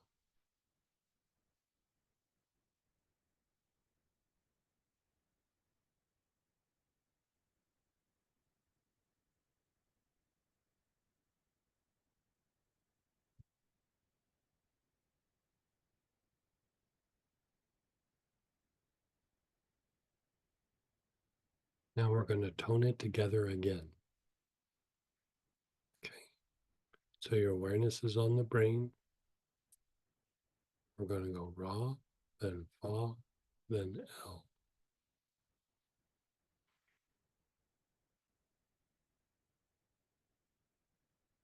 Awareness is on your brain. Ready?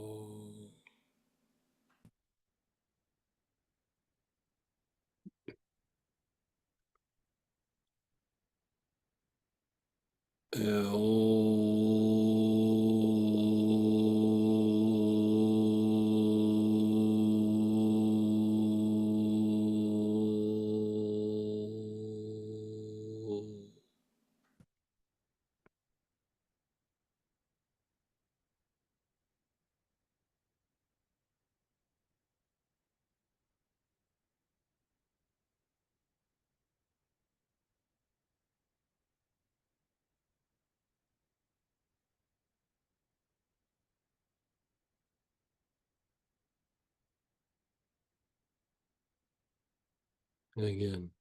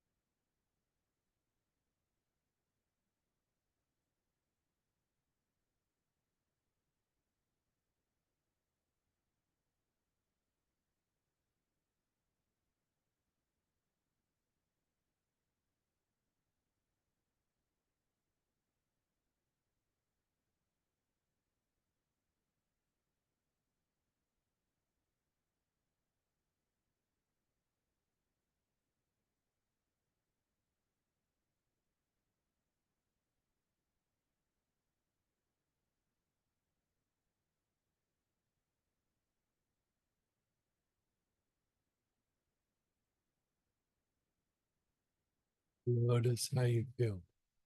Your body, your emotions, your mind.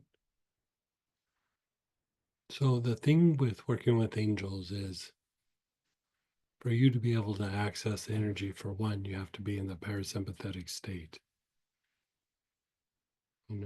Just thinking about it in an intellectual way doesn't really cut it. Two, you're starting to tone. Just the idea of toning the name is also a way. The act of toning, even if it was an angelic name, would stimulate parasympathetic activity and would stimulate or fortify the tone of the parasympathetic. But then you're invoking a name that has an energy to it. And think of the energies of angels as little tweaks to your intuitive mind, little tweaks to your parasympathetic nervous system.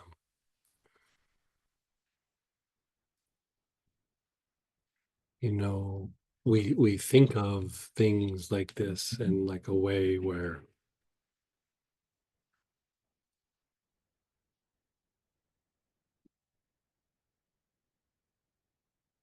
they're like, when you invoke an angel, Michael or Raphael or something like that, that it's addressing something external of you, but really it's shifting something inside you, so it changes your perceptions and how you interact with the environment, with people, and with the energy of the earth. Like there's this angel Sabriel, and they say Sabriel defeats the demon of disease. It's more that it shifts something in the psyche, in the intuitive mind, so that your intuitive mind and the healing processes are able to better address something inside of you than it was before. It's making these like little adjustments in you. It's not that it's chasing out some demon that's like, after you and going to get you. The demon is the negative tendencies within the energy centers or the chakras or the things that we've attracted through negative emotions and repetitive thoughts, the ability to shed those things. So it's just like these little adjustments. Toning it does it, working with angel blends does it. We're going to go much deeper, like here, this last little piece with the angels. We're going to do a whole day on it next Saturday, which I thought was nice because it's also solstice. As we begin to bring in more light, I thought let's play with angels that day. Good way to start off the solstice. But anyway, let's share experiences, ask questions, unmute yourself, type in, go ahead and process this, and let's see how you did.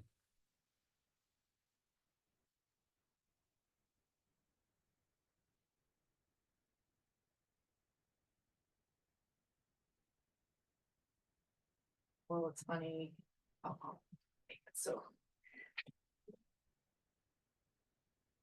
But for me, I mean, you can see, but I'm moving so much better. Right. And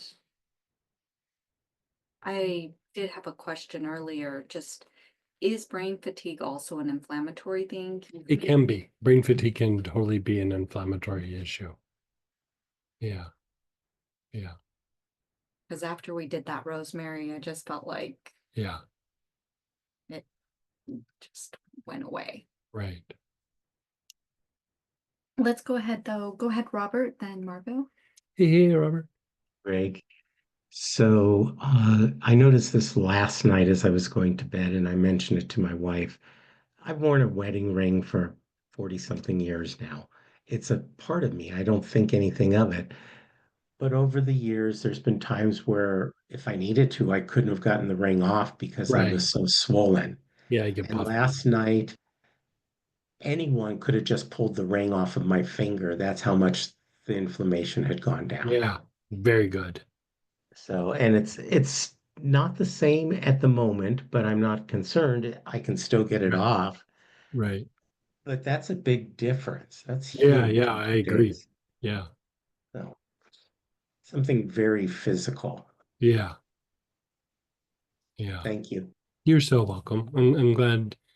This is a great way to try to come back after you've been sick like you've been. Great way for you to Yes. bounce back.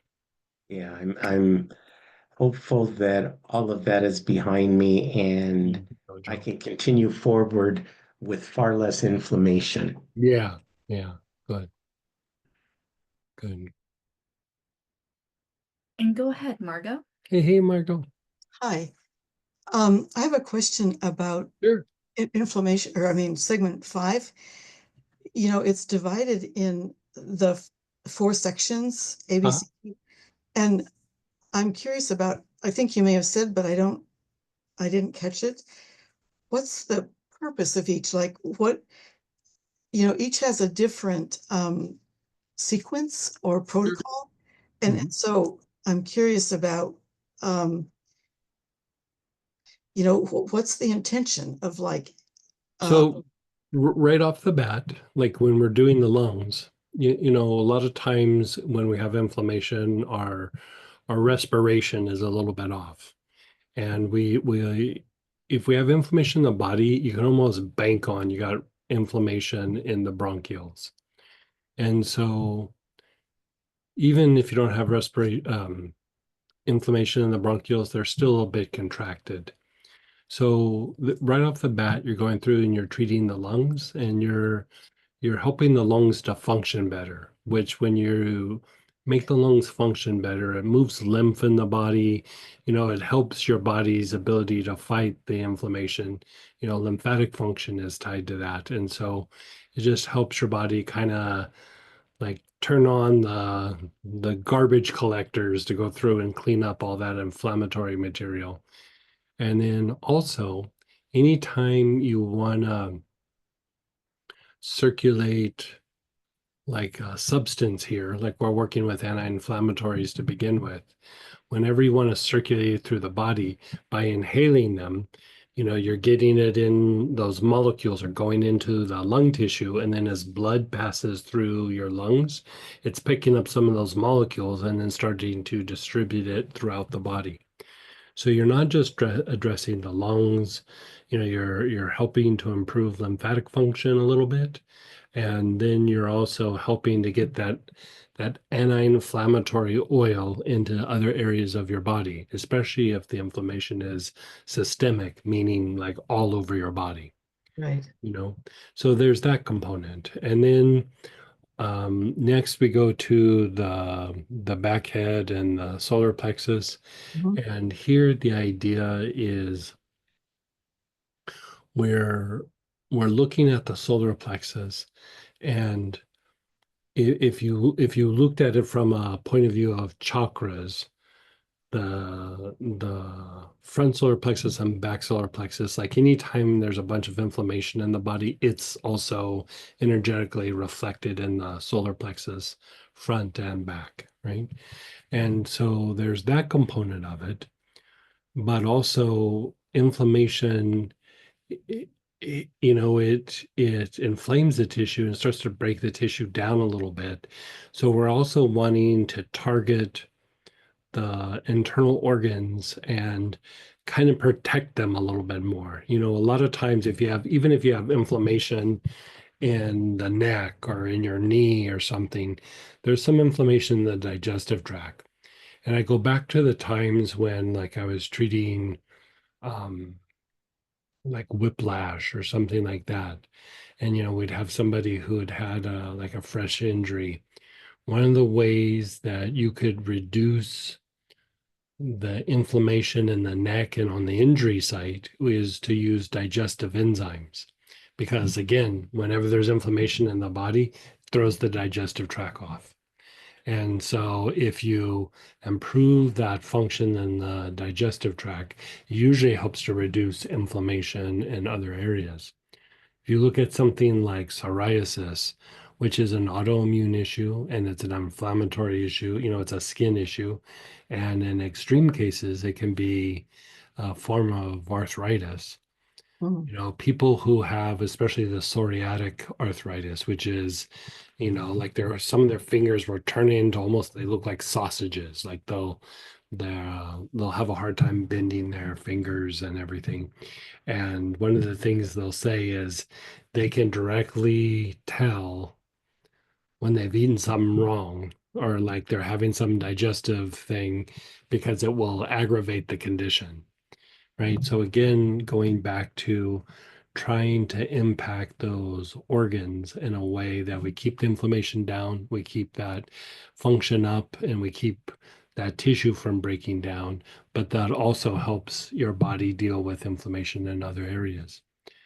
Then when we go to those last two, where we go front heart, back heart, Mhm, forehead, back head, mhm. that pattern directly impacts sympathetic activity, right? Sympathetic nervous system activity, you know, so fight, flight, and whenever we have a perpetuated inflammatory response in the body, it's tied to your sympathetic nervous system is out of whack. It's usually overstimulated, depleted, something, you know. So here we're working the pattern for the sympathetic nerves, but we're doing it with oils that are also anti-inflammatory and relaxing. So it helps to kind of calm that component. And the thing that is calming to the sympathetic part of the nervous system, when we do the next pattern, we're basically just doing that pattern in reverse. That actually hits the parasympathetic activity or the rest and repair mode and also digestion. And so again, you're stimulating deeper levels of parasympathetic activity, which is rest, repair, regeneration, and also digestion. And so again, you're increasing your body's ability to fight the inflammation. You're increasing the body's ability to stimulate lymphatic function. And again, you're revisiting that idea of improving digestion a bit as far as it goes to dealing with the inflammatory processes in the body. So, you know, it's one of those ones that I would still use things topically, you know, like I'd still put on like Blue Healer or, you know, some sort of anti-inflammatory stuff, like if you had a bad shoulder, bad back, bad hip, whatever it is, bad knee. Um, I would still do that. And you still could take things internal. But this is a way to really shift the body. So even those things you apply topically or take internally, it makes them work better and it puts your body into a state where your body is able to more deeply regenerate and fight off the inflammation. That's really helpful. Thank you. I feel like, I mean, I just now, I could tell, oh yeah, you said that before, but it's like maybe it Yeah, it's one of those finally things that settled like you got to hear about 15 times, down. and even Right, then you're like, there was something about, you know, plus you're in a little bit altered state. You've been doing oils all day. yeah, yeah, You know what I mean? yeah. But yeah, Thank you so much. you're so welcome.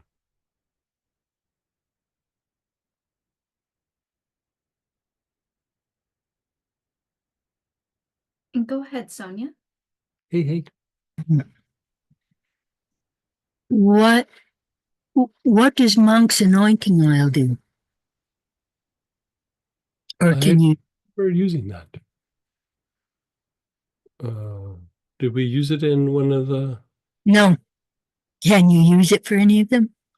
It would be okay. That's more for calming down certain parts of the nervous system and for like pain and things like that. So, So you could use it for like the sympathetic ones? um, it wouldn't be an A choice. I mean, you could, but it would be more like a B or a C choice. What generally is in it?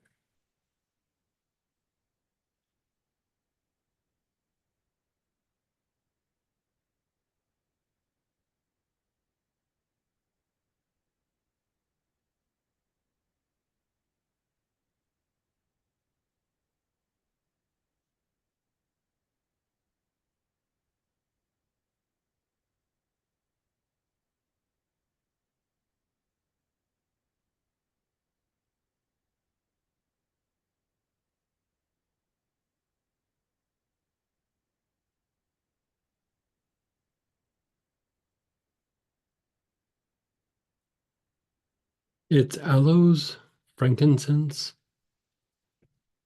It's heavy on the myrrh, and then ambrit, galbanum, and benzoin. Real heavy on the myrrh and ambret. Uh, Yeah.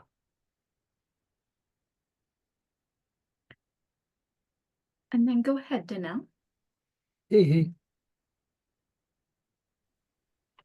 Hey Greg, um, I was wondering if you can use those other Archangel blends with the protocol we just did. Yeah, you totally could. And we're Oh. going to visit Raphael, Uriel, Michael, Gabriel, and Zadkiel next weekend, still in the same vein of regeneration. And so Sabriel would also work. And there's another angel, trying to remember what it is. Zagzagal. Zagzagal. Sandalphon work?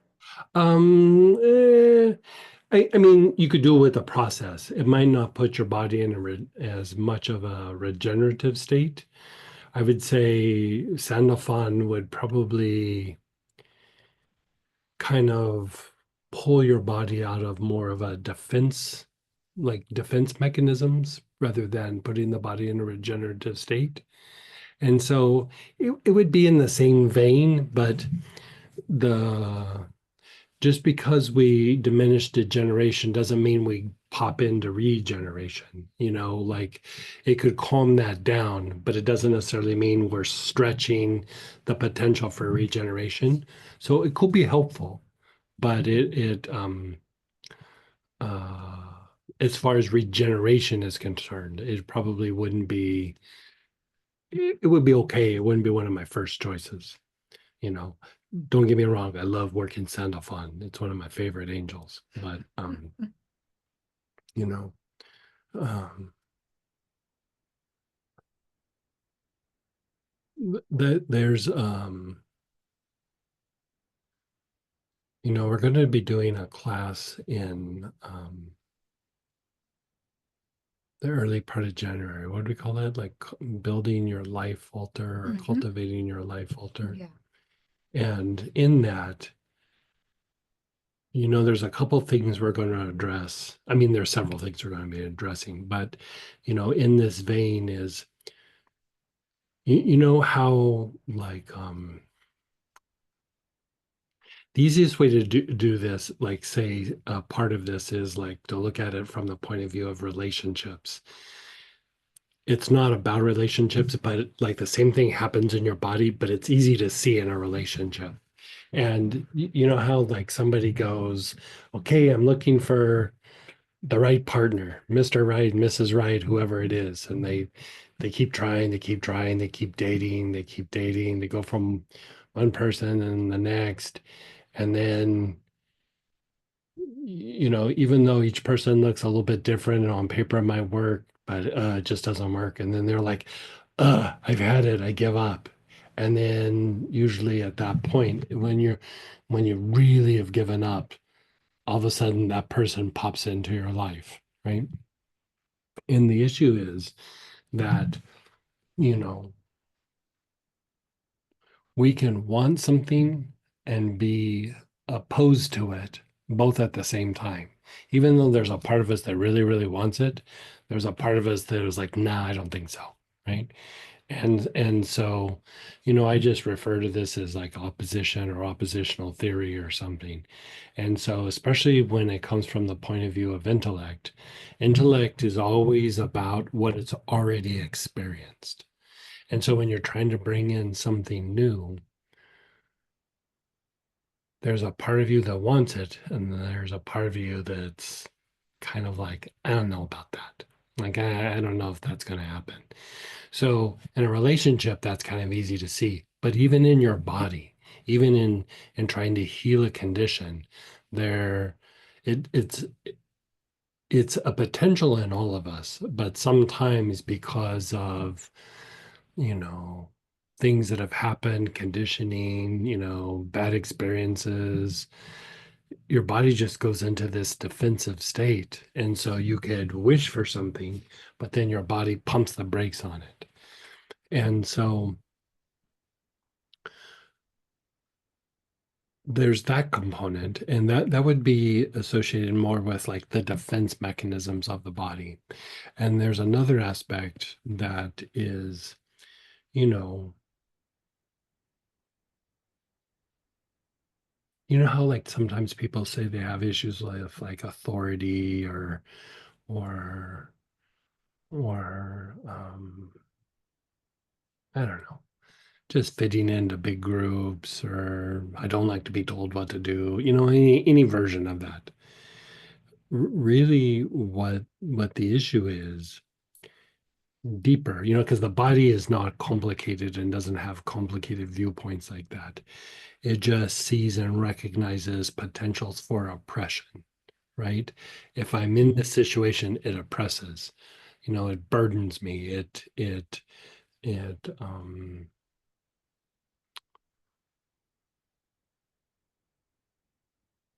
doesn't allow me to flourish, or it doesn't allow me to express, it doesn't allow me to thrive, right? And we're constantly having to deal with that in situations and society and groups and the workplace and the family, all of these kinds of things. But, you know, like you probably have heard me say sometimes, like it's really good to let go of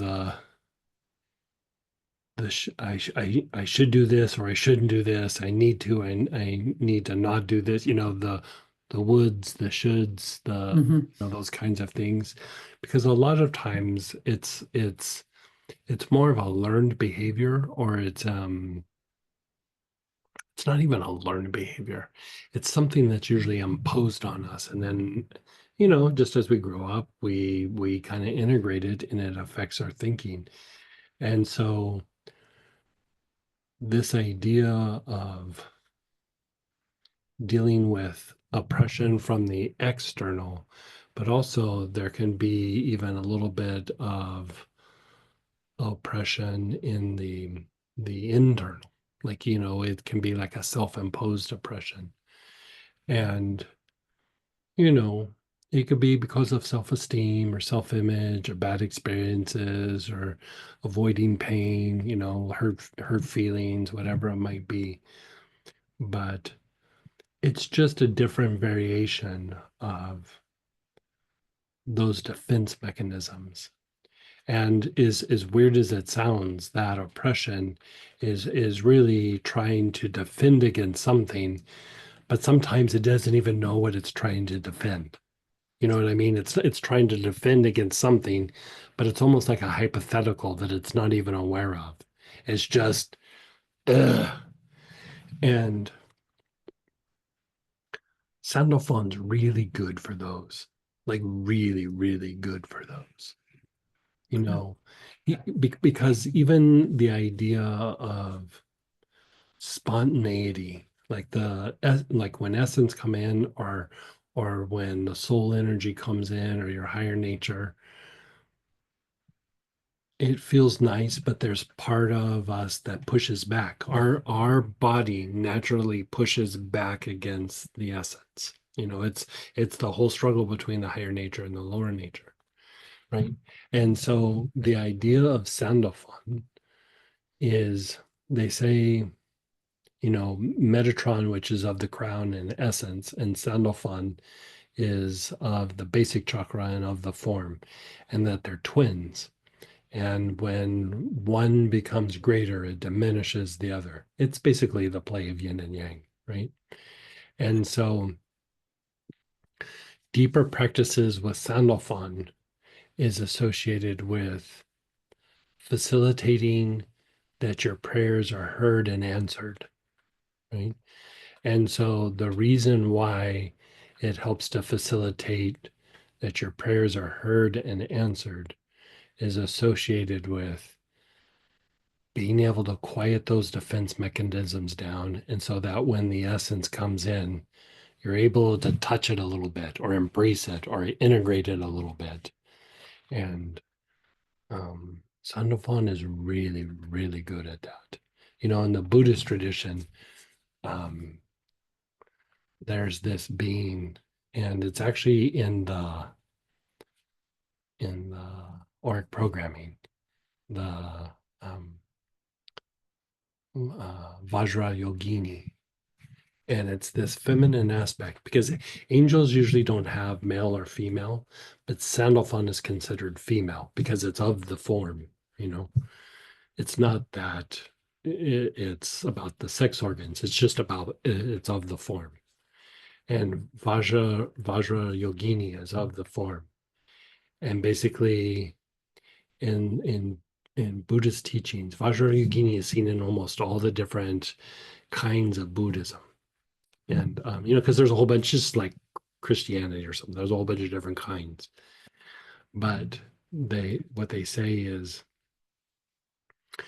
if you want to do a devotional practice and access any of the beings, you first have to go through Vajrayogini. And again, it's like, if your defense mechanisms are up, as much as you pray or mantra or look at a tanka or, do whatever, like, if you haven't calmed those defense mechanisms, not going to happen, you know? And so it's like kind of the Christian or esoteric, Western esoteric version of that Vajra Yogini. It's like a deeper way of being able to access divinity or essence or higher nature, some version of that.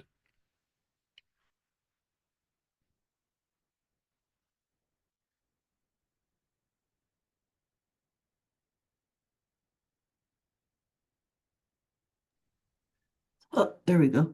Sorry, I wasn't able to unmute for a sec.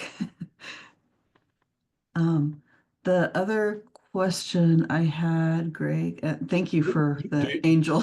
Do you work with Sandalphon very much? I do, because I took that class of yours, I think it was a couple of years ago, Kundalini and the Inner Light. Oh yeah, yeah. And that involved working with Sandalphon quite a Yeah. bit. And yeah, just because that angel has to do with basic chakra, definitely. Yeah. Yeah, just A because great of one to the work with. yeah, yeah. And it's I do I like working with that energy as well as Raphael. I work Yeah. with that as well quite a bit too. Um, with the Raphael process that we did, is that one supposed to be helping with inflammation too? It helps with inflammation, but it helps with inflammation in the way that it adjusts your intuitive mind, which is associated with rest and repair. It's like it Okay. increases the potential for regeneration. Because Raphael considered the healer, and Yeah. you could also say Raphael's the great organizer. It's about not just healing, but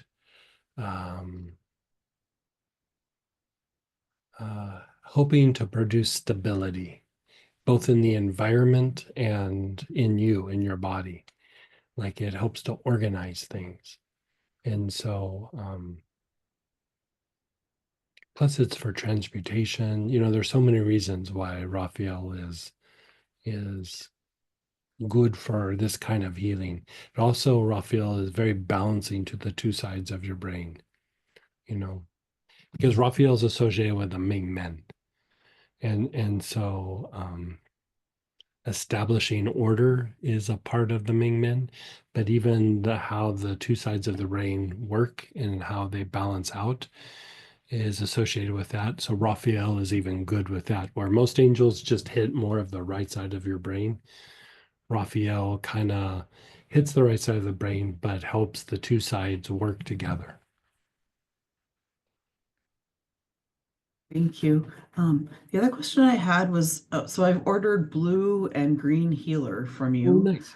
And I used the blue healer some today with I think it was the one on inflammation. I don't know much about the green healer. I guess, can you talk about both of them? And Yeah, green healer is a good cleanser, and it's a good going back to the defense mechanisms. It's very good in that vein. okay. It helps to break down heavy, thick, sticky energy and refine the energy body. But also, if we look at it under the microscope of the different vibrational components, again, I would take that one back to calming down the defense mechanisms. Like the class that we did was last weekend with healing with light and love. Violet healer would be good with that one. It calms a lot of things down. And then like for this class, regeneration, the blue healer is very good. But for the calming down the defense mechanisms and things of that nature, which is tied to resonance, resonance being how the environment and other people affect you and how you affect other people. Okay. Green healer is very good for that, just like sandalphon. Okay. You Okay. got a That little bit makes of a sense. theme going there. Yeah, you got a little bit of a theme. Yeah. Yeah, I like that. I Yeah. like that. Yeah. Yeah, that's kind of cool. We can use those two Everybody together. needs work on the defense mechanisms. Everybody. Yes. Oh Yeah, my.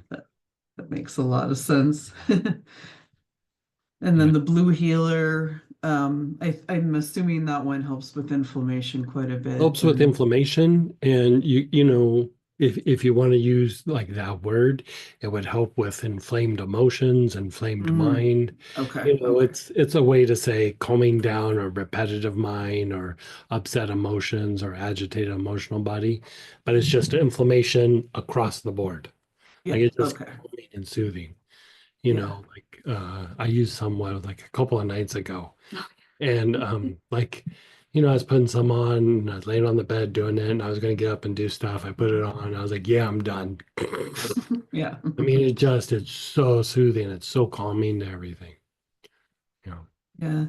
Yeah. During after the process, I had noticed the left side of my wrist, like the outside of it, along the left pinky there, was hurting, and I put a little bit on it, and now it's totally gone. So to me, Yeah. it's really Perfect. interesting. Yeah, yeah. Yeah, we get all kinds of weird little inflammations and things. It's anytime you have pain, if you look at inflammation, lymphatic function, and spasms, usually that will reduce pain substantially, kind of no matter what, before you even use things that are pain relieving. And so, even if you look at the things that are pain relieving, they usually have, some aspect in there that it's antispasmodic or something. Yeah. Yeah, great.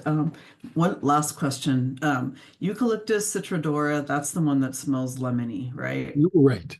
Well, Okay. there's two that smell lemony. Ironbark eucalyptus smells lemony, and Eucalyptus citrodora smells lemony. Oh, But okay. citrodora is a bit more anti-inflammatory than ironbark. Oh, okay. Okay. Yeah, good to know. Yeah, thank you. Yeah. Yeah, thanks for this class. Yeah, my pleasure. I'm glad you enjoyed. Thank you. Have a good night. And then couple shares again, another great class. Can't thank you enough. The Oh. oil kit is awesome too. Thank you. I did some segments of cultivating the regenerative class during my own time last 2 days as well as this Oh, wow. class. And it definitely complemented everything done this weekend. Yeah. So I feel you very know, calm and centered. even like so next weekend we're gonna do just like the Angels of Regeneration, which is like a continuation of what we've been doing. But we're gonna present the Cultivating Regeneration, this class, and the Angels of Regeneration all in one booklet for you guys. So that, because it's really just, I mean, really what happened was I kind of stretched out like a class because it was too much in one weekend. And then even when we were doing this weekend, I was like, I could fit a bunch of angel stuff in here, but it would just be like bam, bam, bam, bam, bam, bam, bam. Not really conducive to relaxing and being in a regenerative state. Like it's nice just to go slow pace, taking your time, digesting it. And so I just spread it out over a few weeks. Yeah. So, yeah. Hey, I know we're getting close to the holidays, but Tuesday we still have our Q&A, and Wednesday we'll still do a study practice with this. And then next weekend is a little bit of a deeper dive of tweaking the intuitive mind and the regenerative state, but using angels and that blend trees. Oh yeah, that's Yeah, right. yeah, We yeah, included the trees and the yeah. So. Yeah, so it should be fun, and it'll just be a 1 day thing. And then also that night we're doing a free thing with Astara for the solstice. So we'll do a solstice meditation that night as well, right after the class. So join us if you can.